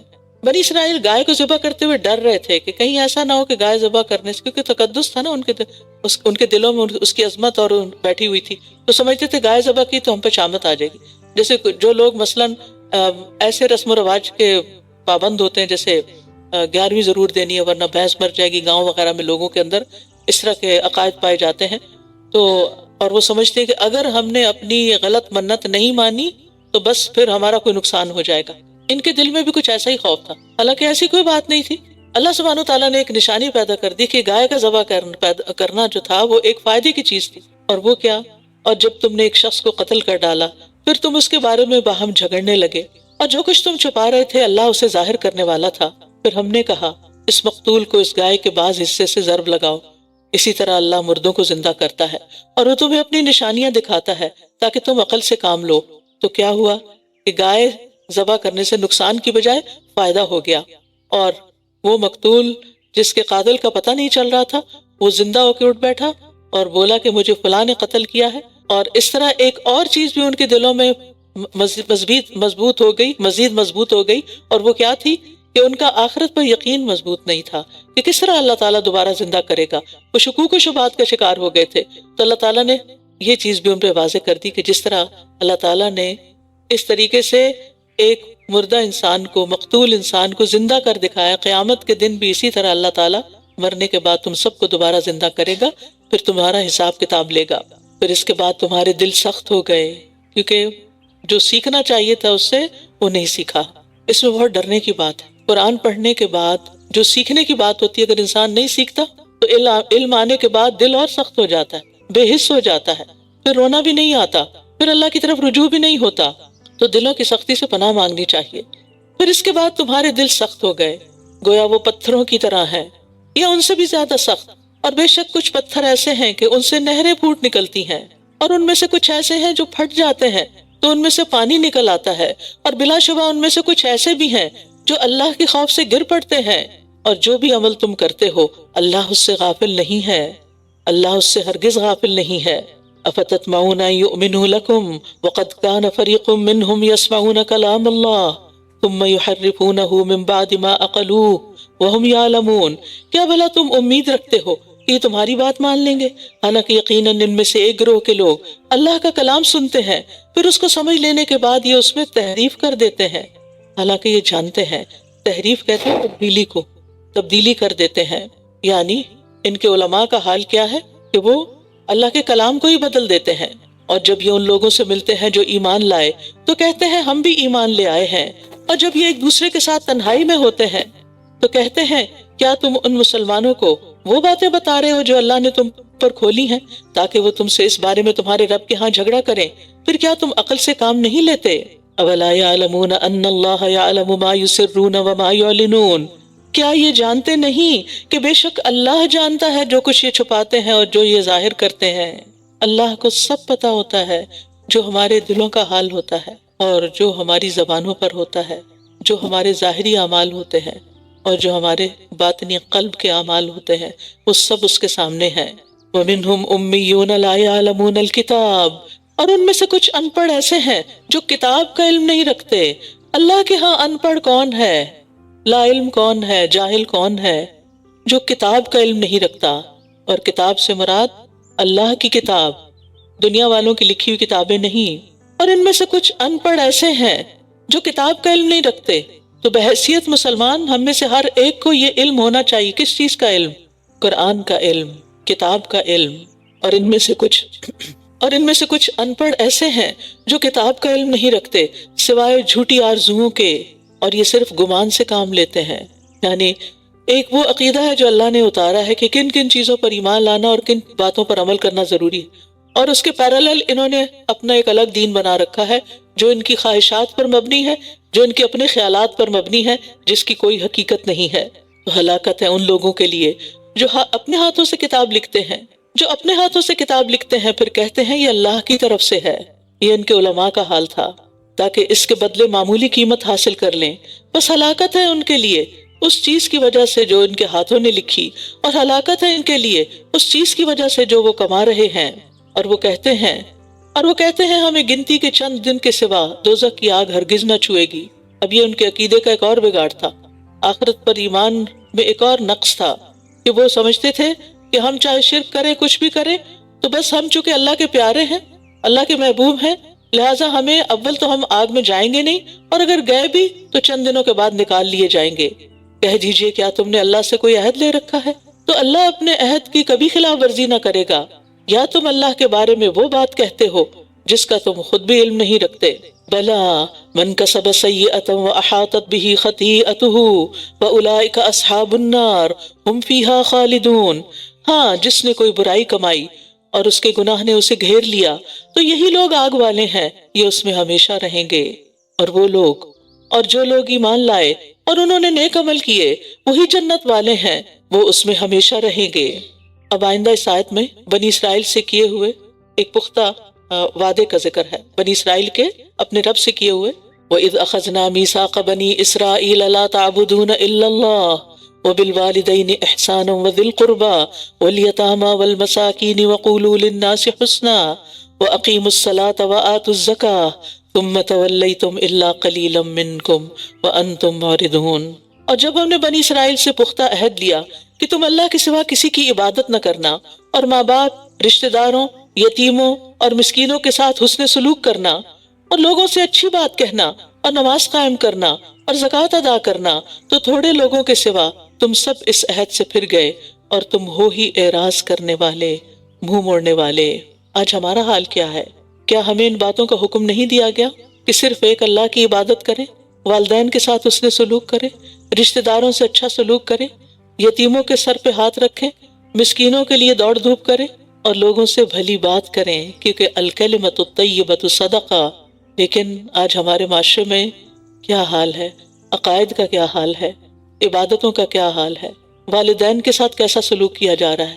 رشتہ داروں کے ساتھ کیسے تعلقات ہیں؟ یتیموں اور مسکینوں کا کتنا خیال ہے؟ اور بات کرتے ہوئے ہمارا انداز کیا ہوتا ہے؟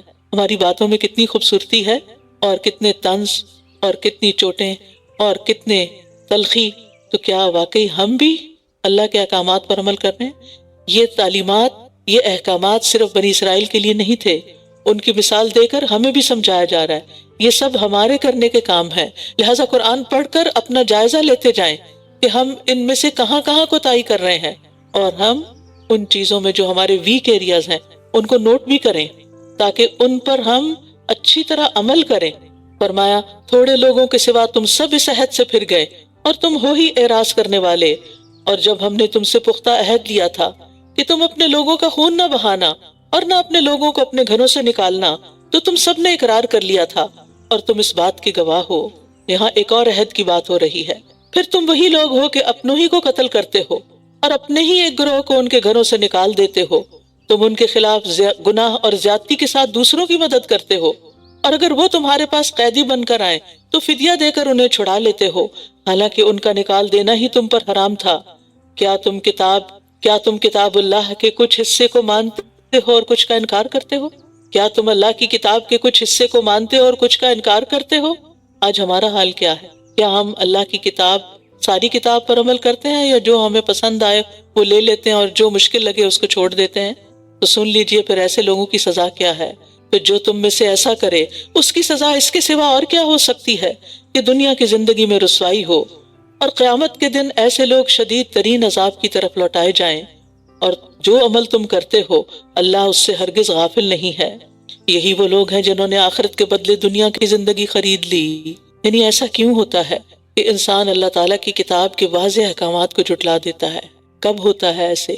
جب دنیا کو آخرت پر ترجیح دیتا ہے، دنیا کے فائدوں کی خاطر آخرت کا نقصان کرتا ہے، بس نہ ان سے عذاب ہلکا کیا جائے گا اور نہ ہی یہ مدد کیے جائیں گے۔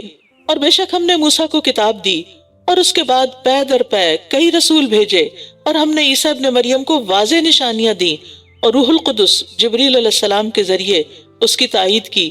تو کیا پھر ایسا نہ ہوا کہ جب کبھی تمہارے پاس کوئی رسول ایسی چیز لے کر آیا جسے تمہارے نفس پسند نہ کرتے تھے تو تم نے تکبر کیا، پھر ایک گروہ کو تم نے جھٹلا دیا اور ایک گروہ کو تم قتل کرتے رہے۔ اور انہوں نے کہا ہمارے دل غلاف میں ہیں، بلکہ ان کے کفر کی وجہ سے اللہ نے ان پر لعنت کی ہے، لہٰذا یہ بہت کم ایمان لاتے ہیں۔ دل غلاف میں ہے یعنی ہمارے دلوں پہ پردہ ہے۔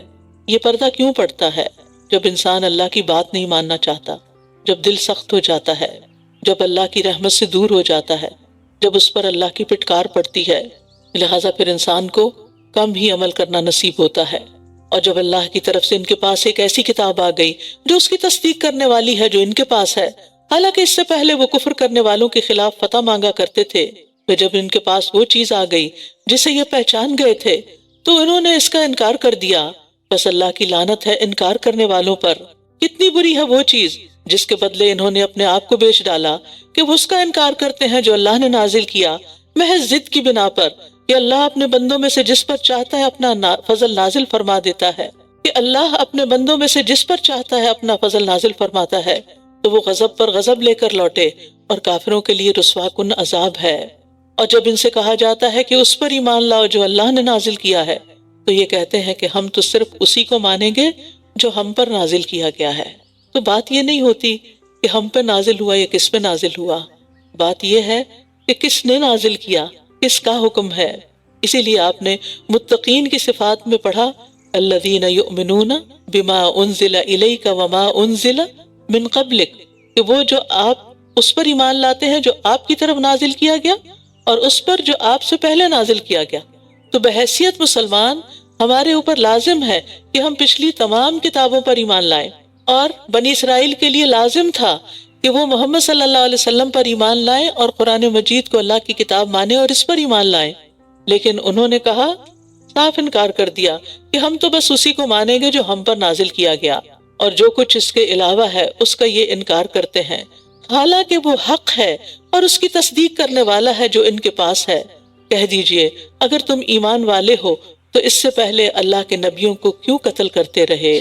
اگر تم ایمان والے ہو تو اس سے پہلے اللہ کے نبیوں کو کیوں قتل کرتے رہے؟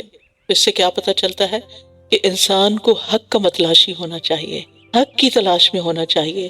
یہ نہیں سوچنا چاہیے کہ ہم تو صرف وہ مانیں گے جو ہمارے والدین مانتے تھے، ہمارے آبا و اجداد مانتے تھے، یا ہمارے بزرگوں کا دین تھا، یا ہمارے خاندان میں یہ رسمیں ہوتی تھیں، یا ہمارے بڑوں کا یہ عقیدہ تھا۔ ہمیں کس چیز کی تلاش ہونی چاہیے؟ سوچئے، کس چیز کی تلاش؟ حق کی تلاش۔ اور حق کہاں ہے؟ قرآن میں ہے، رسول اللہ صلی اللہ علیہ وسلم کی سنت میں ہے، ان کی سیرت میں ہے۔ لہٰذا ہمیں ہمارے لیے یہ معیار ہونا چاہیے اور خالی ذہن ہو کر قرآن کو سیکھنا چاہیے کہ مجھے اس سے ہدایت لینی ہے، کیونکہ ذالک الکتاب لا ریب فیہ ھدی للمتقین، یہ کتاب جس میں کوئی شک نہیں، یہ متقی لوگوں کو ہدایت دیتی ہے۔ تو ہدایت پانے کے لیے شرط ہے تقویٰ، اور تقویٰ کیا ہے؟ اللہ کا ڈر، اور اللہ کا ڈر ہی انسان کو اس قابل بناتا ہے کہ پھر وہ اللہ کی بات کو اہمیت دیتا ہے۔ عام زندگی میں بھی آپ دیکھیے، آپ کو جس کا ڈر ہوتا ہے آپ اس کی بات مانتے ہیں۔ بچوں کو والدین کا جب ڈر ہوتا ہے تو کیا کرتے ہیں؟ والدین کی بات مانتے ہیں۔ استاد کا ڈر ہوتا ہے، استاد کی بات مانتے ہیں۔ تو ایک محبت ہوتی ہے جو اطاعت کرواتی ہے، اور ایک ڈر ہوتا ہے جو اطاعت کرواتا ہے۔ تو جب اللہ کا ڈر ہوگا تو پھر اطاعت بھی ہوگی، اور اگر وہ نہیں ہوگا تو پھر منمانیاں ہوں گی۔ اور ان کے اندر اللہ کا ڈر تو تھا نہیں، ان کے اندر اللہ کا ڈر تو تھا نہیں، اسی لیے انہوں نے انبیاء تک کو قتل کر دیا۔ جو انہیں حق بات بتاتا اسی کو ختم کر دیتے، یعنی خود نہیں بدلتے تھے، کتاب کو بدل دیتے، خود نہیں بدلتے تھے، حق بتانے والے کو مار ڈالتے تھے۔ آج آپ دیکھیں کہ مسلمانوں کے اندر بھی یہ وبا کتنی عام ہو گئی ہے کہ جو عالم بھی حق بات کرتا ہے، لوگوں کو توحید پر لاتا ہے، لوگوں کو سنت کی پیروی کی تعلیم دیتا ہے، بعض اوقات اس کی جان خطرے میں ہوتی ہے، اور بے شمار لوگوں کو اس وجہ سے، اس سو کالڈ قصور کی وجہ سے مار دیا گیا۔ وَلَقَدْ جَاءَكُم مُوسَىٰ بِالْبَيِّنَاتِ ثُمَّ اتَّخَذْتُمُ الْعِجْلَ مِن بَعْدِهِ وَأَنتُمْ ظَالِمُونَ، اور یقیناً موسیٰ تمہارے پاس واضح نشانیاں لے کر آیا، پھر تم نے اس کے بعد بچڑے کو معبود بنا لیا، اور یوں تم ظلم کر رہے تھے، یعنی کھلے کھلے دلائل دیکھنے کے باوجود پھر تم نے وہ کیا جو نہیں کرنا چاہیے تھا۔ اب دیکھیں کہ بنی اسرائیل کچھ عرصہ پہلے ہی فرعونیوں سے نجات پا کر سمندر پار کر کے، جسے موسیٰ علیہ السلام کے ایک عصا کی وجہ سے ایک سڑک کی شکل میں بدل دیا گیا، اس پر پانی کے اوپر سڑک بن گئی، اس سے چلتے ہوئے نجات پا کر اللہ کی بے شمار نشانیاں دیکھ کر وہ صحرائے طی میں آئے تھے، اور یہاں آ کر انہوں نے پھر وہی کام کیا جو نہیں کرنا چاہیے تھا، پھر وہ اللہ کو بھول کر بچڑے کو خدا بنا بیٹھے۔ اور جب ہم نے تم سے پختہ عہد لیا اور کوہ طور کو تم پر بلند کیا اور حکم دیا کہ جو ہم نے تمہیں دیا ہے اسے مضبوطی سے پکڑ لو اور سنو، کہنے لگے ہم نے سن لیا اور ہم نے نافرمانی کی۔ انا للہ و انا الیہ راجعون۔ ایسے بھی لوگ ہوتے ہیں جو سنتے ہیں اور دل میں کہتے ہیں یہ تو نہیں ماننا، یہ تو ہم نہیں کر سکتے، یہ نہیں ہوگا۔ بنی اسرائیل بھی ایسے ہی تھے، سمعنا و عصینا۔ اس کے برعکس صحابہ نے کیا کہا تھا؟ سمعنا و اطعنا، ہم نے سنا اور ہم نے اطاعت کی، اور ان کے کفر کی وجہ سے ان کے دلوں میں بچڑے کی محبت پلا دی گئی تھی، ان کے کفر کی وجہ سے۔ جب انسان اللہ کی نافرمانیاں کرتا ہے، اللہ تعالیٰ کے احکامات کو نہیں مانتا، تو پھر انسان کو اللہ تعالیٰ کسی ایسی آزمائش میں ڈالتا ہے، کسی ایسی چیز کی محبت میں مبتلا کر دیتا ہے کہ جو اسے ہر چیز بھلا دیتی ہے۔ اپنے ہاتھوں سے بنایا ہوا بچڑا، اس کی اتنی شدید محبت کہ اس کی عبادت کرنے لگ گئے، اس کو معبود سمجھ لیا۔ ان کی عقل کو کیا ہو گیا تھا؟ کہہ دیجئے کتنا برا ہے وہ جس کا حکم تمہارا ایمان تمہیں دیتا ہے، کتنا برا ہے وہ جس کا حکم تمہارا ایمان تمہیں دیتا ہے، اگر تم مومن ہو۔ یعنی اس کے ساتھ ساتھ تم اپنے آپ کو مومن بھی کہتے ہو، یہ کیسا ایمان ہے؟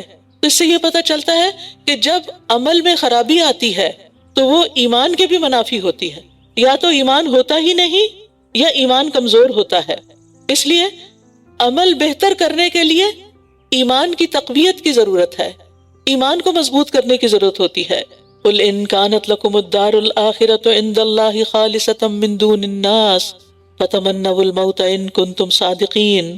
آپ کہہ دیجئے اگر اللہ کے ہاں آخرت کا گھر تمام لوگوں کو چھوڑ کر خاص تمہارے ہی لیے ہے تو موت کی تمنا کرو اگر تم سچے ہو۔ یہاں آپ دیکھیے ان کے عقیدے کی خرابی تھی نا، اسی وجہ سے وہ سمجھتے تھے ہم جو چاہیں کر لیں، ہم اللہ کے پیارے ہیں، جنت ہمارے لیے۔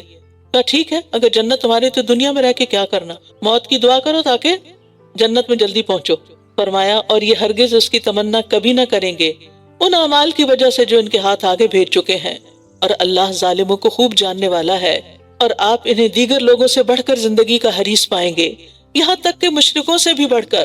ان میں سے ہر ایک یہی چاہتا ہے کہ کاش وہ 1000 سال عمر دیا جائے، حالانکہ اتنی عمر کا دیا جانا بھی اسے عذاب سے بچانے والا نہیں، اور جو کچھ بھی یہ کرتے ہیں اللہ اسے خوب دیکھنے والا ہے۔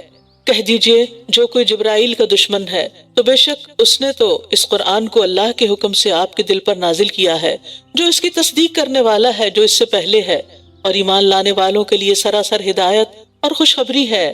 ان کی ایک اور بڑی مشکل یہ تھی کہ انہوں نے پوچھا کہ قرآن کون فرشتہ لے کر آتا ہے؟ پتہ چلا کہ جبریل، تو کہنے لگے جبریل کے تو ہم دشمن ہیں، وہ ہمارے اوپر عذاب لے کر آیا۔ تو اللہ تعالیٰ فرماتے ہیں کہ جبریل نے اپنی مرضی سے یہ سب کچھ نہیں اتارا، یہ تو اللہ کے حکم سے وہ لے کر نازل ہوا ہے۔ اور یہ قرآن، اس قرآن کو دیکھو کہ یہ کہتا کیا ہے، یہ اس کی تصدیق کرنے والا ہے جو اس سے پہلے ہے، یعنی یہ تمہاری کتابوں کی بھی تصدیق کرتا ہے، اور جو ایمان لے آئے ان کے لیے سراسر ہدایت اور خوشخبری ہے۔ جو کوئی اللہ کا، اب یہ کھول کے کان سن لیجئے، جو کوئی اللہ کا اور اس کے فرشتوں کا اور اس کے رسولوں کا اور جبرائیل اور میکائیل کا دشمن ہے تو بے شک اللہ ایسے کافروں کا دشمن ہے۔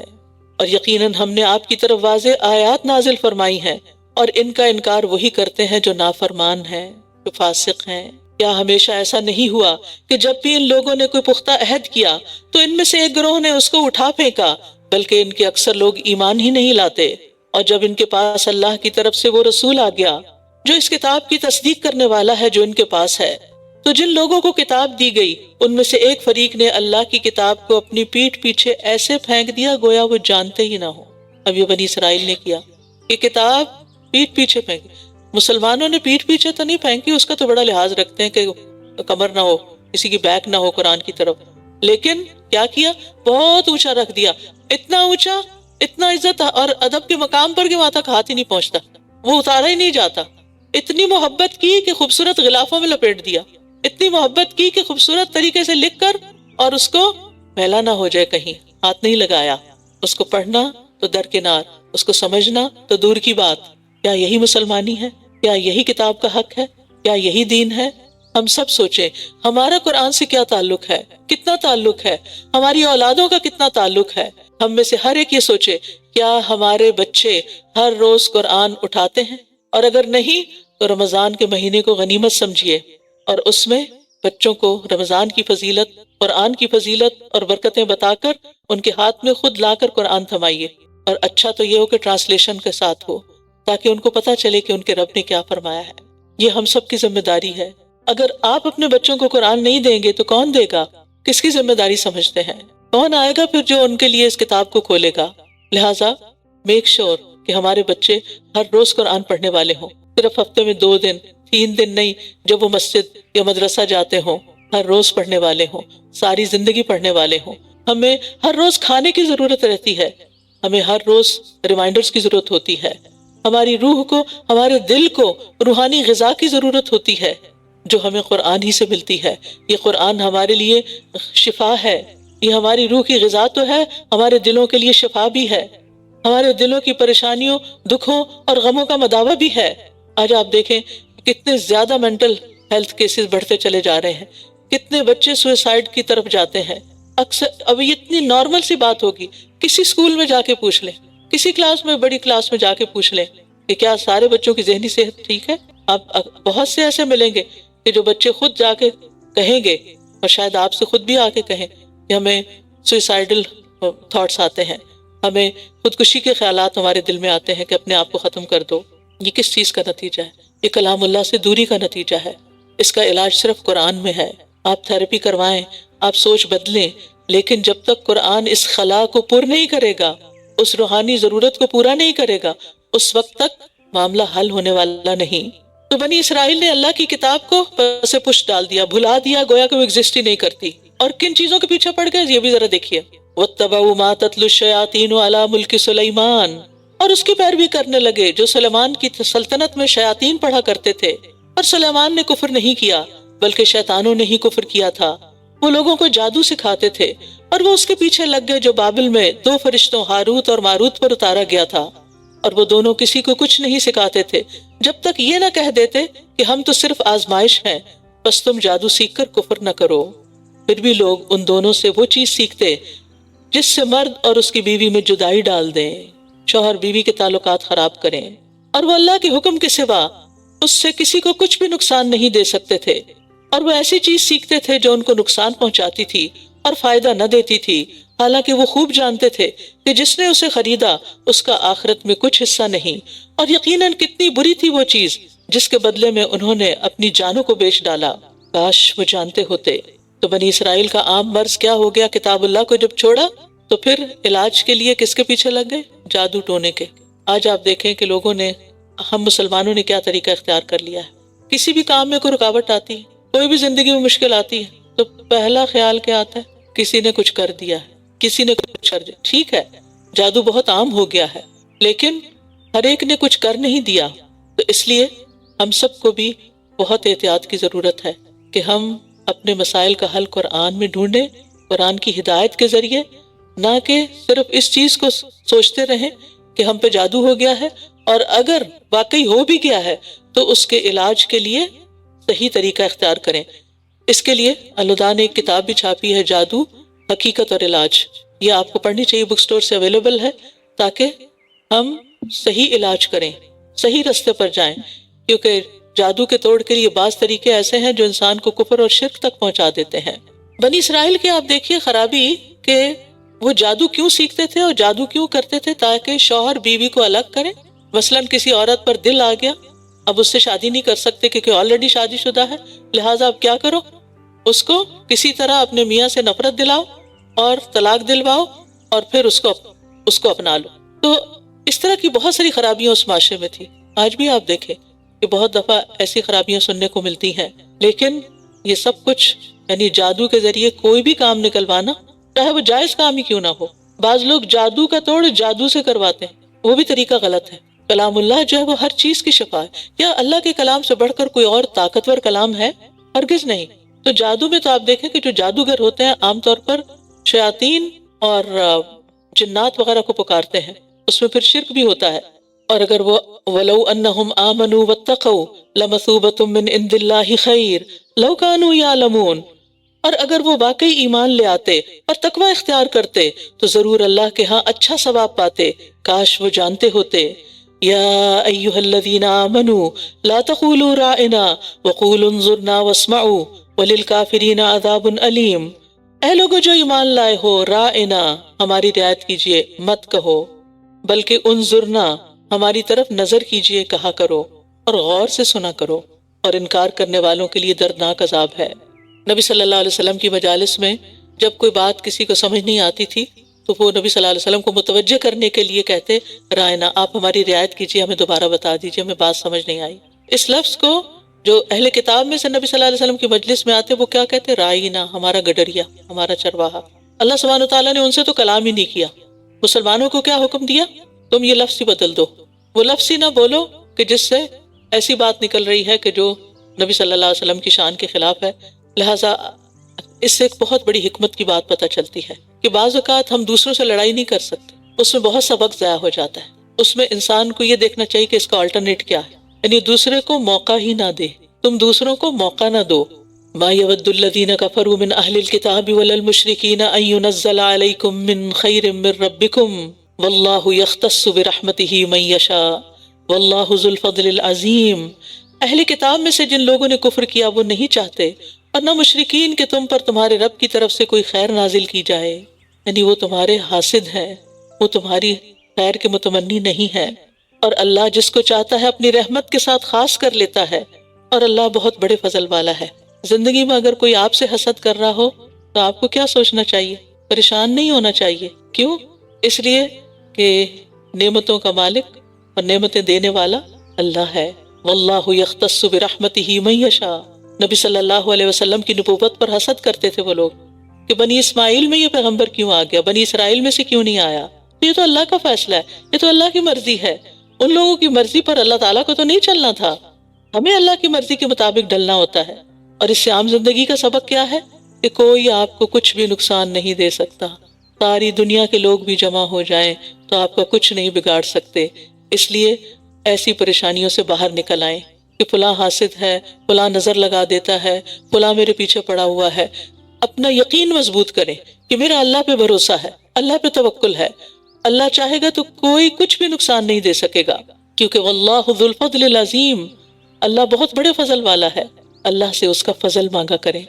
اللہم انی اسألک من فضلک ورحمتک فإنہ لا یملکھا الا انت۔ اللہ میں تجھ سے تیرا فضل اور رحمت مانگتی ہوں کیونکہ ان کا مالک تو ہی ہے۔ یعنی لوگوں کے رویوں سے بے نیاز ہو جائیں، لوگوں کی باتوں سے بے نیاز ہو جائیں، ہر مشکل میں رجوع اللہ کی طرف۔ بس آج کے بارے میں جو اہم ترین سبق ہم نے بس ایک سبق روز سیکھ لیں، 30 سبق 30 پاروں میں ہو جائیں گے، اور وہ کیا ہے کہ ہمیں ہر مشکل میں اللہ کی طرف رجوع کرنا ہے، سب سے پہلے اسی کو یاد کرنا ہے، سب سے پہلے اسی کی بارگاہ میں جانا ہے، اسی سے امیدیں رکھنی ہے، اسی سے ساری توقعات رکھنی ہے، اور اسی کی اطاعت کرنی ہے، وہ کام کرنے ہیں جس سے اللہ کی رحمت ہماری طرف متوجہ ہو۔ پھر اہل کتاب کو اس پر بھی اعتراض تھا کہ پہلی کتاب کی جگہ یہ اور کتاب کیوں آ گئی؟ فرمایا ما ننسخ من آیت او ننسها نأتی بخیر منها او مثلها۔ ہم جس آیت کو منسوخ کر دیتے ہیں یا اسے بھلوا دیتے ہیں تو ہم اس سے بہتر یا اس جیسی اور چیز لے آتے ہیں، تو ہم اس سے بہتر یا اس جیسی اور لے آتے ہیں۔ کیا آپ نہیں جانتے کہ بے شک اللہ ہر چیز پر پوری قدرت رکھنے والا ہے؟ اور خود قرآن کے اندر بھی ناسخ و منسوخ ہے کہ بعض احکامات پہلے آئے اور پھر اس کے بعد ان کو بلوا دیا گیا اور دوسرے احکامات آئے، تو اس پر بھی لوگوں کو اعتراض تھا تو اس کا بھی جواب دیا گیا ہے الم تعلم ان اللہ لہ ملک السماوات والارض وما لکم من دون اللہ من ولی ولا نصیر. اس آیت کو ہائی لائٹ کر لیں، اس آیت کا نمبر نوٹ کر لیں، اور جب دل پریشان ہو بلند آواز سے اس آیت کو پڑھیں. کیا آپ نہیں جانتے کہ بے شک آسمانوں اور زمین کی بادشاہت اللہ ہی کے لیے ہے، اور تمہارے لیے اللہ کے سوا نہ کوئی دوست ہے نہ کوئی مددگار. اصل مدد اللہ کی طرف سے آتی ہے. ومن نصر الا من عند اللہ، اور اصل دوست اور اصل مددگار تو اللہ ہی ہے. کیا آپ نہیں جانتے کہ بے شک آسمانوں اور زمین کی بادشاہت اللہ ہی کے لیے؟ جب اصل بادشاہ وہ ہے، جب مالک وہ ہے، تو پھر کوئی اور کیا دے سکتا ہے؟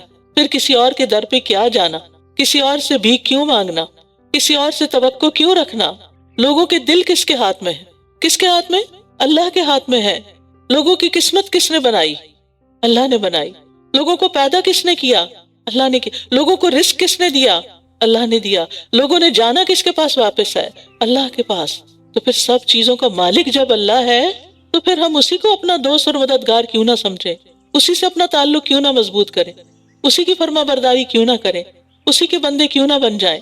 اور جس شخص کو یہ یقین ہو اس کی زندگی میں کوئی مایوسی نہیں آ سکتی، کیونکہ ہر چیز کا مالک میرا رب ہے، اور میں اس کو دن میں بھی اور رات میں بھی اور چھپے اور کھلے اور اونچے اور مخفی انداز میں پکار سکتی ہوں، اور وہ میری مدد کر سکتا ہے دن میں بھی اور رات میں بھی، سب کے سامنے بھی اور چھپا کر بھی. جو وہ جانتا ہے وہ کوئی بھی نہیں جانتا. لہٰذا مجھے اسی کا بن کر رہنا ہے، صرف اللہ کا بندہ بننا ہے، صرف اسی سے توقعات رکھنی ہے. ام تريدون ان تسألوا رسولكم كما سئل موسى من قبل ومن يتبدل الكفر بالایمان فقد ضل سواء السبیل. اے اہل ایمان، کیا تم بھی یہ چاہتے ہو کہ اپنے رسول سے اسی طرح کے سوال کرو جیسے سوال اس سے پہلے موسیٰ سے کیے گئے تھے؟ اور جو ایمان کو کفر سے بدل ڈالے تو یقیناً وہ سیدھے رستے سے بھٹک گیا. اہل کتاب میں سے بہت سے لوگ اپنے دلوں کے حسد کی وجہ سے یہ چاہتے ہیں کہ کاش تمہارے ایمان لانے کے بعد وہ تمہیں کافر بنا دے، تمہارا ایمان ہی چلا جائے. اس کے بعد کہ ان پر حق ظاہر ہو چکا ہے تب کیا کرو؟ کیا تم ان سے لڑائی کرو؟ نہیں، تم معاف کر دو تو تم معاف کر دو اور درگزر کرو یہاں تک کہ اللہ اپنا حکم لے آئے. اللہ خود نبٹ لے گا ان سے. بے شک اللہ ہر چیز پر پوری قدرت رکھنے والا ہے. کتنا خوبصورت سبق ہے. حاسد کو کیسا جواب دینا چاہیے، حاسد کے ساتھ کیسا رویہ اختیار کرنا چاہیے. لیٹ اٹ گو، جانے دو، معاف کرو اور آگے بڑھو. زندگی میں آپ کا آگے بڑھنا نہ رکے. حاسد کیا چاہتا ہے کہ جو کچھ تم کر رہے ہو وہ نہ کر سکو، جو ترقی تم کر رہے ہو دین میں یا دنیا میں وہ ترقی نہ کر سکو. تو کیا تم اس کی باتوں میں آ جاؤ گے؟ سب سے بڑا حاسد کون تھا؟ سب سے پہلا حاسد کون تھا؟ شیطان. شیطان کیا چاہتا ہے کہ ہم نیکی میں آگے نہ بڑھے، لہٰذا اس کی باتوں میں نہیں آنا. اسی طرح شیطان کے جو چیلے ہیں وہ بھی کبھی آپ کو ترقی کرتے نہیں دیکھ سکتے، لہٰذا آپ ان باتوں کو اپنے دل پہ نہ لائیں، ان باتوں کو بس نکال دیں. اور یہ کب ہوگا؟ جب آپ کا اللہ پر پورا بھروسہ اور یقین ہوگا. وَأَقِيمُوا الصَّلَاةَ، اللہ کی مدد لینے کے لیے کیا کرنا ہے؟ نماز قائم کرنی ہے، اور نماز قائم کرو اور زکوٰۃ ادا کرو، اور جو نیکی بھی تم اپنے لیے آگے بھیجو گے اس کو اللہ کے ہاں پالو گے. بے شک جو عمل بھی تم کرتے ہو اللہ اسے خوب دیکھنے والا ہے. اور یہ کہتے ہیں جنت میں ہرگز کوئی داخل نہ ہوگا مگر وہ جو یہودی ہو یا عیسائی. یہ ان کی آرزویں ہیں. کہہ دیجئے لاؤ اپنی دلیل اگر تم سچے ہو. بلا من اسلم وجهه لله وهو محسن فله اجره عند ربه ولا خوف عليهم ولا هم يحزنون.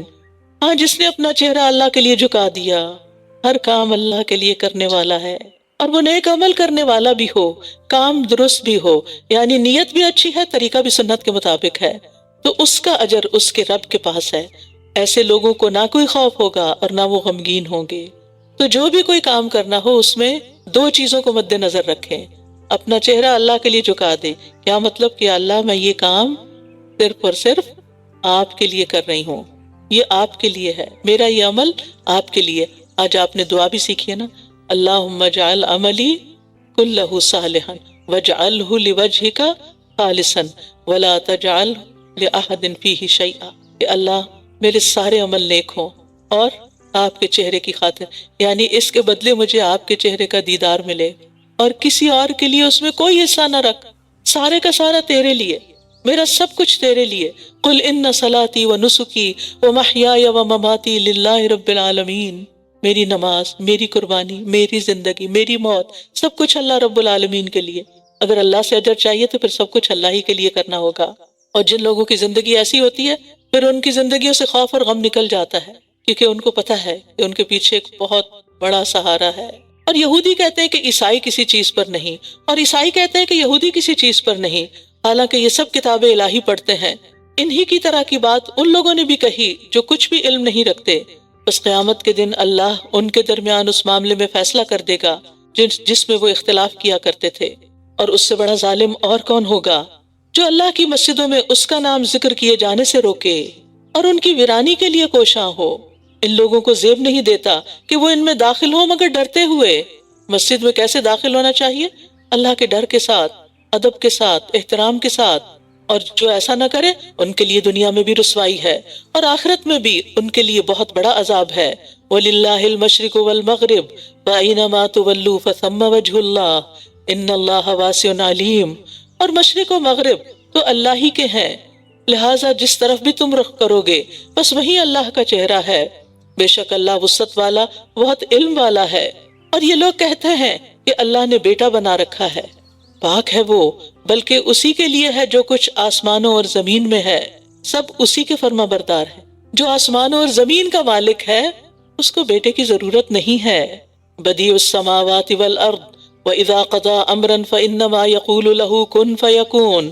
آسمانوں اور زمین کا نئے سرے سے پیدا کرنے والا ہے، اور جب وہ کسی کام کا فیصلہ کرتا ہے تو اس کے لیے بس یہی کہتا ہے کہ ہو جا، تو وہ ہو جاتا ہے۔ یہ ہے کن فیکون۔ اللہ تعالیٰ سے جب دعا کیا کرے نا، کہا کرے یا اللہ آپ کے لیے تو بس کن فیکون ہے، آپ کے لیے تو کوئی مشکل نہیں، آپ میرے حق میں بھی کن کہہ دیں، میری یہ مشکل آسان کر دیں، میرا یہ کام آسان کر دیں۔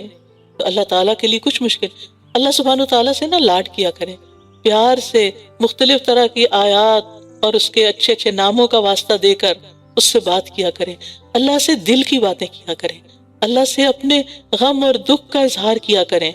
انما اشکو بثی وحزنی الی اللہ، کیونکہ وہ سنتا ہے۔ بندوں کے سامنے جب ہم لمبی کہانی ڈالتے ہیں نا تو وہ سنتے بھی نہیں، وہ کان بند کر لیتے ہیں، وہ اور ان کا دل اچاٹ ہو رہا ہوتا ہے۔ لیکن اللہ سبحانہ وتعالیٰ وہ تو ہماری آہیں بھی سنتا ہے، ہماری سسکیاں بھی سنتا ہے، ہمارے دل کے اندر اٹھنے والے خیالات تک کو جانتا ہے۔ لہٰذا اپنا رخ اللہ کی طرف کر لیں۔ اور جو لوگ علم نہیں رکھتے وہ کہتے ہیں کہ اللہ ہم سے کلام کیوں نہیں کرتا۔ سبحان اللہ، آپ اپنے آپ کو کیا سمجھتے ہیں؟ یا ہمارے پاس کوئی نشانی ہی آ جاتی۔ اسی طرح ان لوگوں نے جو ان سے پہلے تھے ایسی ہی بات کہی۔ ان سب کے دل آپس میں ملتے جلتے ہیں۔ بے شک ہم نے ان لوگوں کے لیے جو یقین رکھتے ہیں، بے شک ہم نے ان لوگوں کے لیے جو یقین رکھتے ہیں نشانیاں کھول کر بیان کر دی ہیں۔ انا ارسلناک بالحق بشیرا ونذیرا ولا تسأل عن اصحاب الجحیم۔ یقیناً ہم نے آپ کو حق کے ساتھ خوشخبری دینے والا اور ڈرانے والا بنا کر بھیجا ہے، اور آپ سے دوزخ والوں کے بارے میں نہ پوچھا جائے گا۔ یہاں ایک اہم بات کر دی گئی ہے جو قرآن مجید میں بارہا دہرائی جاتی ہے کہ نبی صلی اللہ علیہ وسلم نے خوشخبری بھی دی اور لوگوں کو ڈرایا بھی۔ یہی اعتدال کی راہ ہے۔ تربیت کا یہی اچھا طریقہ ہوتا ہے کہ محبت سے بات بھی کی جائے، اور اگر کوئی کام نہ کرے تو اس کے ساتھ فرم بھی ہوا جائے، اس کو خبردار بھی کیا جائے کہ اس کے اچھے کانسیکوینسز نہیں ہوں گے۔ جب ہم کہتے ہیں نا اللہ ہے بس پیار ہی پیار، تو یہ ایک غلط عقیدہ ہے۔ اللہ تعالیٰ پیار تو کرتا ہے، اس کی رحمت ہر چیز پر چھائی ہوئی ہے، لیکن وہ ناراض بھی ہوتا ہے، غضبناک بھی ہوتا ہے، وہ سزا بھی دیتا ہے۔ اس نے صرف جنت نہیں بنائی، اس نے جہنم بھی بنائی ہے۔ لہٰذا خوشخبری ہے کن کے لیے؟ جو اچھے کام کریں، اور ڈراوا ہے کن کے لیے؟ جو اس کی نافرمانیاں کریں۔ وَلَن تَرْضَىٰ عَنْكَ الْيَهُودُ وَلَا النَّصَارَىٰ حَتَّىٰ تَتَّبِعَ مِلَّتَهُمْ۔ اور یہود و نصارہ آپ سے ہرگز راضی نہ ہوں گے جب تک آپ ان کی ملت کی پیروی نہ کریں۔ کہہ دیجئے کہ بے شک اللہ کی ہدایت ہی اصل ہدایت ہے۔ قُلْ إِنَّ هُدَى اللَّهِ هُوَ الْهُدَىٰ۔ اور اگر علم آ جانے کے بعد آپ نے ان کی خواہشات کی پیروی کی تو آپ کے لیے اللہ سے بچانے والا نہ کوئی دوست ہوگا، نہ کوئی مددگار۔ بڑی ہی اہم بات یہاں کی گئی ہے کہ ہدایت اللہ کی طرف سے آتی ہے، کسی فرقہ واریت میں ہدایت نہیں ہوتی۔ ہدایت قرآن و سنت سے ملتی ہے۔ جو اللہ کی طرف سے خالص علم کے چشمے ہیں، جو ہمارے لیے وافر مقدار میں موجود ہیں، جو ہماری تمام ضروریات پوری کرتے ہیں۔ اور اگر کوئی شخص قرآن و سنت کو چھوڑ کر وَلَئِنِ اتَّبَعْتَ أَهْوَاءَهُمْ خواہشات کی پیروی کرتا ہے تو پھر اس کے بھٹک جانے، گمراہ ہونے میں کوئی شک نہیں۔ اللہ سبحانہ تعالیٰ نے کتاب کو بھی محفوظ رکھا، قرآن کی حفاظت کا ذمہ خود لیا، لہٰذا یہ کتاب ہمارے لیے ہدایت کی کتاب کے طور پر موجود ہے، اور نبی صلی اللہ علیہ وسلم کی سنت کو بھی محفوظ کیا۔ اس لیے ان دونوں کو چھوڑ کر کسی اور چیز کی طرف جانے کی ضرورت نہیں، اور اگر گئے تو پھر کوئی اور کہیں سے مدد نہ ملے گی۔ الذین آتیناہم الکتاب یتلونہ حق تلاوتہ اولئک یؤمنون بہ ومن یکفر بہ فاولئک ھم الخاسرون۔ جن لوگوں کو ہم نے کتاب دی ہے وہ اس کی ویسی ہی تلاوت کرتے ہیں جیسا کہ اس کی تلاوت کرنے کا حق ہے، یہی لوگ اس پر ایمان رکھتے ہیں، اور جو اس کا انکار کریں تو دراصل یہی لوگ خسارہ پانے والے ہیں۔ کتاب پر ایمان لانے کا تقاضا کیا ہے کہ اس کی تلاوت کا حق ادا کیا جائے، اور تلاوت کا حق کیسے ادا ہوتا ہے؟ اس کے الفاظ کو صحیح پڑھ کر، اس پر سب سے پہلے تو اس پر ایمان لا کر، پھر اس کے الفاظ کو درست پڑھ کر، پھر اس کے معنی کو جان کر، پھر اس میں مزید غور و فکر اور تدبر کر کے، پھر اس پر عمل کر کے، اور پھر اس کو پڑھ کے سنا کر، دوسروں کو سکھا کر، تو اس کتاب کا حق کے تلاوت ادا کرنا ہے۔ اور جو اس کتاب کا انکار کر دے تو وہ دراصل نقصان سارا پانے والا ہے، نقصان اٹھانے والا ہے۔ پھر فرمایا یا بنی اسرائیل اذکروا نعمتی التی انعمت علیکم وانی فضلتکم علی العالمین۔ اے بنی اسرائیل، میری اس نعمت کو یاد کرو جو میں نے تم پر انعام کی تھی۔ ان میں انبیاء بھیجے، ان میں بادشاہ بھیجے، انہیں دین اور دنیا کی نعمتیں عطا کی۔ یوسف علیہ السلام ان میں پہلے نبی تھے، یعنی یعقوب علیہ السلام بھی نبی تھے، ان کے والد، اور اس سے پہلے اسحاق علیہ السلام بھی، لیکن یوسف علیہ السلام تھے جن کو اللہ تعالیٰ نے بادشاہت بھی دی تھی اور نبوت بھی عطا کی تھی، اور سب سے آخر میں عیسیٰ علیہ السلام ان کی طرف بھیجے گئے تھے۔ تو یہ بے شمار انبیاء ان کے پاس آئے، رسول آئے، اور انہوں نے اللہ کا پیغام ان کو پہنچایا۔ یہ اللہ کی بہت بڑی نعمت ہے۔ اور پھر ان کو اللہ تعالیٰ نے دنیاوی نعمتیں بھی بہت دی۔ صحرائے تیہ میں جو کچھ دیا، من و سلوہ دیا، پانی کا انتظام کیا، وہ سارا ابھی آپ نے اوپر پڑا ہے۔ اور پھر سب سے بڑی بات یہ کہ اس دور کے لوگوں کے لیے انہیں چن لیا گیا، وَأَنِّي فَضَّلْتُكُمْ عَلَى الْعَالَمِينَ، اور بے شک میں نے تمہیں تمام جہانوں پر فضیلت بخشی تھی، یعنی سب لوگوں پر، یعنی بیسیکلی تمام جہان والوں پر فضیلت بخشی تھی۔ کیوں؟ تاکہ وہ لوگوں کو اللہ کا پیغام پہنچائے۔ اللہ نے ان کو اپنی کتاب کے لیے چنا اور پھر ان کے ذریعے دوسرے لوگوں کی ہدایت کا ذمہ ان پہ ڈالا، لیکن انہوں نے اپنی ذمہ داری نہیں پوری کی تو دوسری قومیں ان پر چڑھ دوڑیں۔ بنی اسرائیل سے جب یہ فضیلت لے لی گئی، اس کے بعد یہ فضیلت کس کو ملی؟ امت مسلمہ کو۔ لہٰذا ہماری عزت اور ہماری فضیلت اسی میں ہے کہ ہم اس کتاب پر عمل کرنے والے ہوں اور اس کا پیغام دوسروں تک پہنچانے والے ہوں۔ وَاتَّقُوا يَوْمًا لَا تَجْزِي نَفْسٌ عَن نَفْسٍ شَيْئًا وَلَا يُقْبَلُ مِنْهَا عَدْلٌ وَلَا تَنْفَعُهَا شَفَاعَةٌ وَلَا هُمْ يُنصَرُونَ، اور اس دن سے ڈرو جب کوئی کسی کے کچھ کام نہ آئے گا، اور نہ ہی اس سے کوئی بدلہ قبول کیا جائے گا، اور نہ اسے کوئی سفارشی فائدہ دے گی، اور نہ ہی وہ مدد دیے جائیں گے۔ وَإِذِ ابْتَلَىٰ إِبْرَاهِيمَ رَبُّهُ بِكَلِمَاتٍ فَأَتَمَّهُنَّ قَالَ إِنِّي جَاعِلُكَ لِلنَّاسِ إِمَامًا قَالَ وَمِن ذُرِّيَّتِي قَالَ لَا يَنَالُ عَهْدِ الظَّالِمِينَ۔ اب ابراہیم علیہ السلام کو ایک رول ماڈل کے طور پر پیش کیا جا رہا ہے کہ تمہارے لیے ان کی ذات میں ایک بہترین نمونہ ہے۔ کیسے تھے ابراہیم علیہ السلام؟ کیا کیا تھا انہوں نے؟ اور جب ابراہیم کو اس کے رب نے چند باتوں سے آزمایا تو اس نے ان کو پورا کر دکھایا۔ آپ کو یاد ہے نا ان کی آزمائشیں، کہ کس طرح ان کے والدین نے ان کو ڈسون کر دیا، ان کے لیے آگ کا الاؤ تیار کر کے اور اس پہ پھینکوایا گیا، پھر ان کو ہجرت کرنی پڑی، پھر اس کے بعد ان کو ایک ظالم بادشاہ سے واسطہ پیش آیا، پھر اس کے بعد جب بہت طویل عرصے کے بعد ان کو بڑھاپے میں بیٹا نصیب ہوا تو بیٹے کو ذبح کرنے کا حکم دیا گیا۔ اس کے علاوہ بھی کئی آزمائشیں تھیں، لیکن ابراہیم علیہ السلام ہر آزمائش میں پورے اترے۔ تو اللہ تعالیٰ نے ان امتحانوں سے گزارنے کے بعد ان کو امامت بخشی۔ اس سے کیا سبق ملتا ہے؟ کہ امامت کے لائق انسان جب ہی ہوتا ہے، لیڈرشپ کے لائق انسان جب ہی ہوتا ہے جب وہ امتحانوں سے گزرتا ہے، جب اس کی اچھی ٹریننگ ہو جاتی ہے، تربیت ہو جاتی ہے۔ تو اس وقت ابراہیم علیہ السلام نے کہا میری اولاد بھی۔ تو آپ خود سوچئے کہ انسان کو جب کوئی نعمت ملتی ہے تو پھر اس کا دل سب سے پہلے کیا ہوتا ہے؟ اب آپ جب کچھ اچھا کھا رہے ہوتے ہیں تو آپ کا دل کیا ہوتا ہے کہ بچے بھی اچھے کھائیں، بلکہ آپ رکھ دیتے ہیں کہ وہ کھا لیں، چاہے وہ نہ کھائیں اور خراب ہو جائے، نہ آپ کے کام کی نہ ان کے کام کی، لیکن آپ کا دل یہی ہوتا ہے کہ یہ بچوں کو بھی ملے۔ تو ابراہیم علیہ السلام کو جب امامت ملی تو انہوں نے کیا کہا؟ وَمِن ذُرِّيَّتِي، میرے بچوں کو بھی کہا، میری اولاد میں سے بھی۔ فرمایا میرا عہد ظالموں تک نہیں پہنچتا، آپ کی اولاد میں سے لیڈرشپ ان کو نہیں ملے گی جو ظالم ہوں گے، جو آپ کے طریقے پر نہیں چلیں گے۔ اور جب ہم نے اس گھر کو یعنی کعبہ کو لوگوں کے لیے لوٹ کر آنے اور امن کی جگہ بنایا اور حکم دیا کہ مقام ابراہیم کو نماز کی جگہ بنا لو، اور ہم نے ابراہیم اور اسماعیل کو تاکید کی کہ تم دونوں میرے گھر کو طواف کرنے والوں اور اعتکاف کرنے والوں اور رکوع اور سجدہ کرنے والوں کے لیے پاک رکھو۔ چنے ہوئے پیغمبر ہیں اور انہیں حکم دیا جا رہا ہے کہ بیت اللہ کی صفائی کریں، اس کو صاف رکھیں، شرک سے بھی پاک رکھیں، بتوں سے بھی پاک رکھیں، اور ویسے بھی اس کو صاف ستھرا رکھیں۔ تو اس سے پتہ چلتا ہے کہ عبادت گاہوں کو صاف ستھرا ہونا چاہیے اور ان کی صفائی کا اہتمام کرنا چاہیے۔ آپ کو یاد ہوگی وہ حدیث جس سے پتہ چلتا ہے کہ وہ ایک بلیک وومن تھی جس کا کوئی گھر بار نہیں تھا، ایک بے سہارا خاتون تھی، لیکن اسے مسجد سے محبت تھی، وہ مسجد کی صفائی کیا کرتی تھی۔ ایک دن جب نبی صلی اللہ علیہ وسلم نے اس کو نہیں دیکھا تو اس کے بارے میں انکوائر کیا، پوچھا۔ آپ صلی اللہ علیہ وسلم کی یہ خوبصورت عادت ہے، بہت اچھی سیرت اور سنت ہے کہ آپ صلی اللہ علیہ وسلم جب لوگ نہیں ہوتے تھے آپ کی مجلس میں تو ان کے بارے میں پوچھا کرتے تھے۔ کعب رضی اللہ عنہ بیمار ہو گئے، مسجد میں نہیں تھے تو پوچھا کہاں ہیں، پھر خود ان کی عادت کے لیے گئے۔ تو یہاں بھی ہم دیکھتے ہیں کہ وہ عورت جب نظر نہیں آئی تو نبی صلی اللہ علیہ وسلم نے اس کے بارے میں پوچھا، پتہ چلا وہ فوت ہو گئی۔ تو آپ نے فرمایا تم نے مجھے کیوں نہیں بتایا، میں اس کا جنازہ پڑھتا۔ پھر اپنے صحابہ کو لے کر اس کی قبر پر گئے اور اس کا دوبارہ جنازہ پڑھا، اتنی کیئر کرنے والے تھے۔ تو اللہ کے دین کی خدمت کا کوئی چھوٹا سا کام بھی ہو، اللہ کی نظر میں وہ بڑا ہوتا ہے اگر اخلاص کے ساتھ کیا جائے، محبت کے ساتھ کیا جائے۔ تو چھوٹی چھوٹی نیکیاں ہمیں چھوٹی نہیں لگنی چاہیے، ہمیں نہیں پتا کون سی نیکی کب کام آ جائے اور ہماری بخشش ہو جائے، ہمیں بس نیکیوں کا حریص ہونا چاہیے۔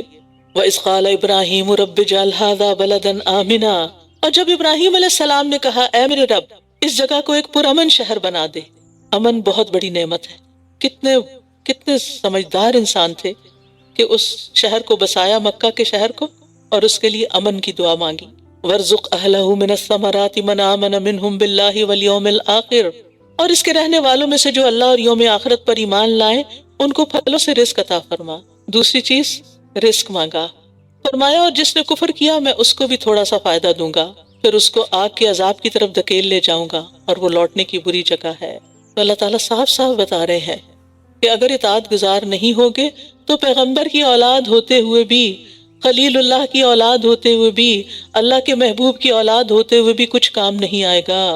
وَإِذْ يَرْفَعُ إِبْرَاهِيمُ الْقَوَاعِدَ مِنَ الْبَيْتِ وَإِسْمَاعِيلُ رَبَّنَا تَقَبَّلْ مِنَّا إِنَّكَ أَنْتَ السَّمِيعُ الْعَلِيمُ، اور جب ابراہیم اس گھر کی بنیادیں اونچی کر رہے تھے، بیت اللہ کی تعمیر کر رہے تھے، اور اسماعیل بھی، اور دعا کر رہے تھے اے ہمارے رب ہم سے قبول فرما لے۔ سبحان اللہ، اس سے بڑی سعادت کیا ہو سکتی ہے کہ انسان کو اللہ کا گھر تعمیر کرنے کا موقع ملے اور دل ان کے ڈر رہے ہیں، اتنی بڑی نیکی کرنے کے باوجود ڈر رہے ہیں اور دعا کر رہے ہیں اللہ پاک آپ اس کو قبول کر لیں، بے شک تو ہی خوب سننے والا، خوب جاننے والا ہے کہ ہم کس دل اور کس محبت کے ساتھ اس گھر کو بنا رہے ہیں۔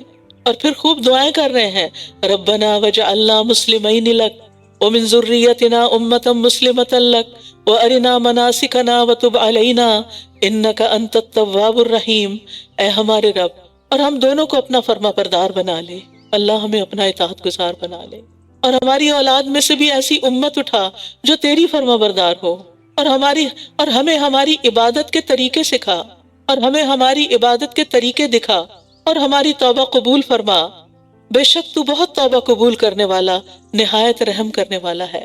اس سے کیا پتہ چلتا ہے کہ اللہ کی عبادت کرتے ہوئے دعائیں بھی مانگنی چاہیے، نیکی کے کام کرتے ہوئے اللہ سے فریادیں بھی کرنی چاہیے، کیونکہ اللہ سبحانہ وتعالیٰ اس سے ناراض ہوتا ہے جو اس سے مانگتا نہیں۔ روزے کی حالت میں خوب دعائیں کرنی ہے، رات کا قیام کرتے ہوئے، نماز کے اندر بھی، اور جیسے اتحیات پڑھ کر، درود شریف پڑھ کر جتنی چاہے دعائیں مانگے، سجدے میں دعائیں مانگے، اور نمازوں کے بعد بھی، اور سحری کے وقت بھی، اور عام دنوں میں بھی آپ جب گھر سے نکلتے ہیں، قرآن کی مجلس کے لیے آ رہے ہیں، اللہ کے دین کے لیے آ رہے ہیں، دین سیکھنے کے لیے آ رہے ہیں، اور طالب علموں کے راستے میں تو رشتے پر بچھاتے ہیں، ان سے محبت کرتے ہیں، ان کو گھیر لیتے ہیں، ان پہ سکینت اترتی ہے، تو آپ ساتھ ساتھ کیا کریں؟ اللہ سے باتیں کرتے ہوئے آیا کریں، دعائیں مانگتے ہوئے آیا کریں۔ یہ دعاؤں کی قبولیت کے اوقات ہوتے ہیں۔ ابراہیم علیہ السلام نے جتنی دعائیں مانگی سب قبول ہوئیں، اور یہاں آپ کیا مانگ رہے ہیں کہ ہمیں اپنا فرما بردار بنا۔ کبھی ہم نے بھی یہ دعا کی کہ اللہ ہمیں اپنا فرما بردار بنا لے؟ کتنی دفعہ یہ دعا کرتے ہیں کہ اللہ ہماری اولاد کو اپنا فرما بردار بنا لے؟ یہ دعا اپنی دعا میں شامل کر لیں کہ اللہ ہمارے بچوں کو اپنا فرما بردار بنا لے، اور ہمیں ہماری عبادت کے طریقے سکھا۔ ہمیں تیری صحیح طرح عبادت کرنی نہیں آتی، ہمیں اس کا علم عطا کر، ہمیں وہ طریقے سکھا اور ہمیں دکھا۔ یہاں ارنا کا لفظ خاص توجہ کا حامل ہے کہ صرف کتاب پڑھ کے طریقہ نہیں آتا، استاد کی ضرورت ہوتی ہے۔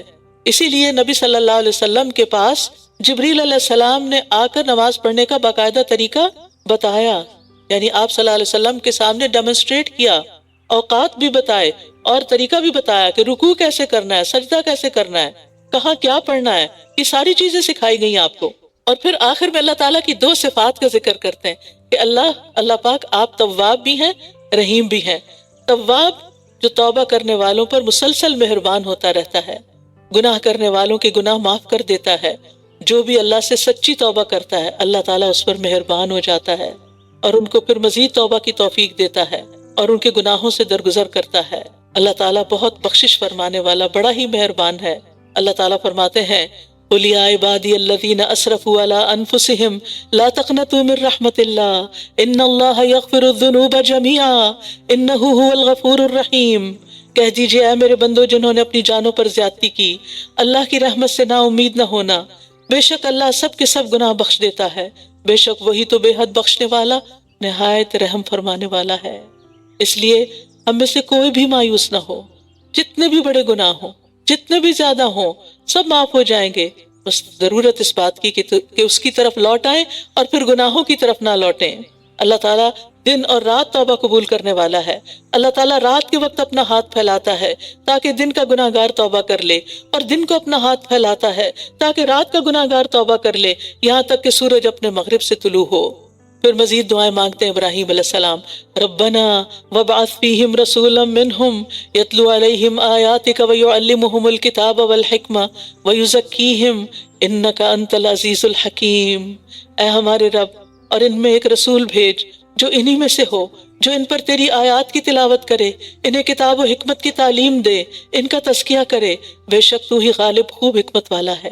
اور ابراہیم علیہ السلام کی یہ دعا بھی بعین ہی قبول ہو گئی۔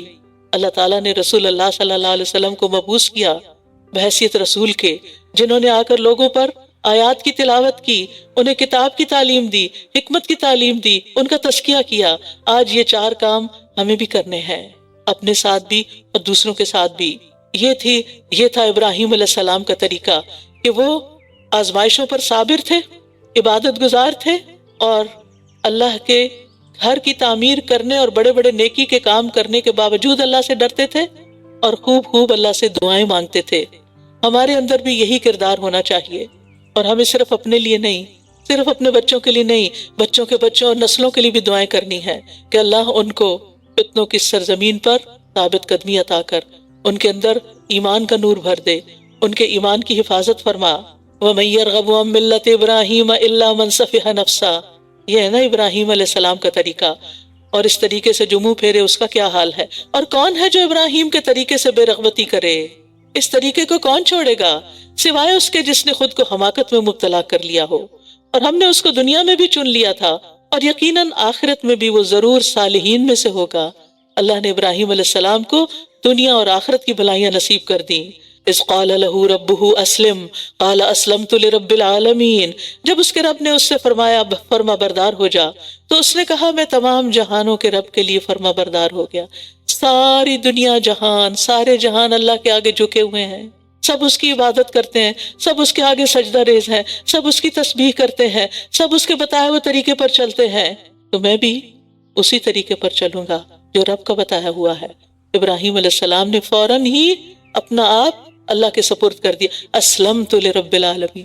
ہم کیا کہتے ہیں قرآن پڑھتے ہوئے؟ ہمیں بھی یہی کہنا ہے اسلمت لرب العالمین، کہ مجھے بھی اپنے رب کی فرما برداری کرنی ہے۔ ابراہیم علیہ السلام دنیا سے جاتے ہوئے اپنے بچوں کو کیا تلقین کرتے ہیں؟ وَوَصَّى بِهَا إِبْرَاهِيمُ بَنِيهِ وَيَعْقُوبُ يَا بَنِيَّ إِنَّ اللَّهَ اصْطَفَىٰ لَكُمُ الدِّينَ فَلَا تَمُوتُنَّ إِلَّا وَأَنتُم مُّسْلِمُونَ۔ اور اسی بات کی وصیت ابراہیم اور یعقوب نے اپنے بیٹوں کو کی، اے میرے بیٹو، بے شک اللہ نے تمہارے لیے یہ دین چن لیا ہے، بس تمہیں ہرگز موت نہ آئے مگر اس حال میں کہ تم فرما بردار ہو۔ آج سوچئے ہم اپنے بچوں کے لیے کیا ول بنا کے جا رہے ہیں۔ ہمیں کس بات کی فکر ہے کہ ہمارے بعد ہمارے مال کا کیا ہوگا، ہماری پراپرٹی کا کیا ہوگا، ہمارے بچوں کا کیا ہوگا۔ لیکن ہم، ٹھیک ہے، آپ اس سرکاری ول کے اندر یہ باتیں نہیں بھی لکھ سکتے تو ایک الگ ول تو بنائیے کہ جس میں اپنے بچوں کو دین پر قائم رہنے کی وصیت کر کے جائیے، تاکہ وہ اپنے بچوں کو آئندہ کریں اور آپ کی نسلوں میں ایمان محفوظ رہے۔ کیا تم اس وقت موجود تھے جب یعقوب کی موت کا وقت قریب آیا؟ جب اس نے اپنے بیٹوں سے پوچھا تم میرے بعد کس کی عبادت کرو گے؟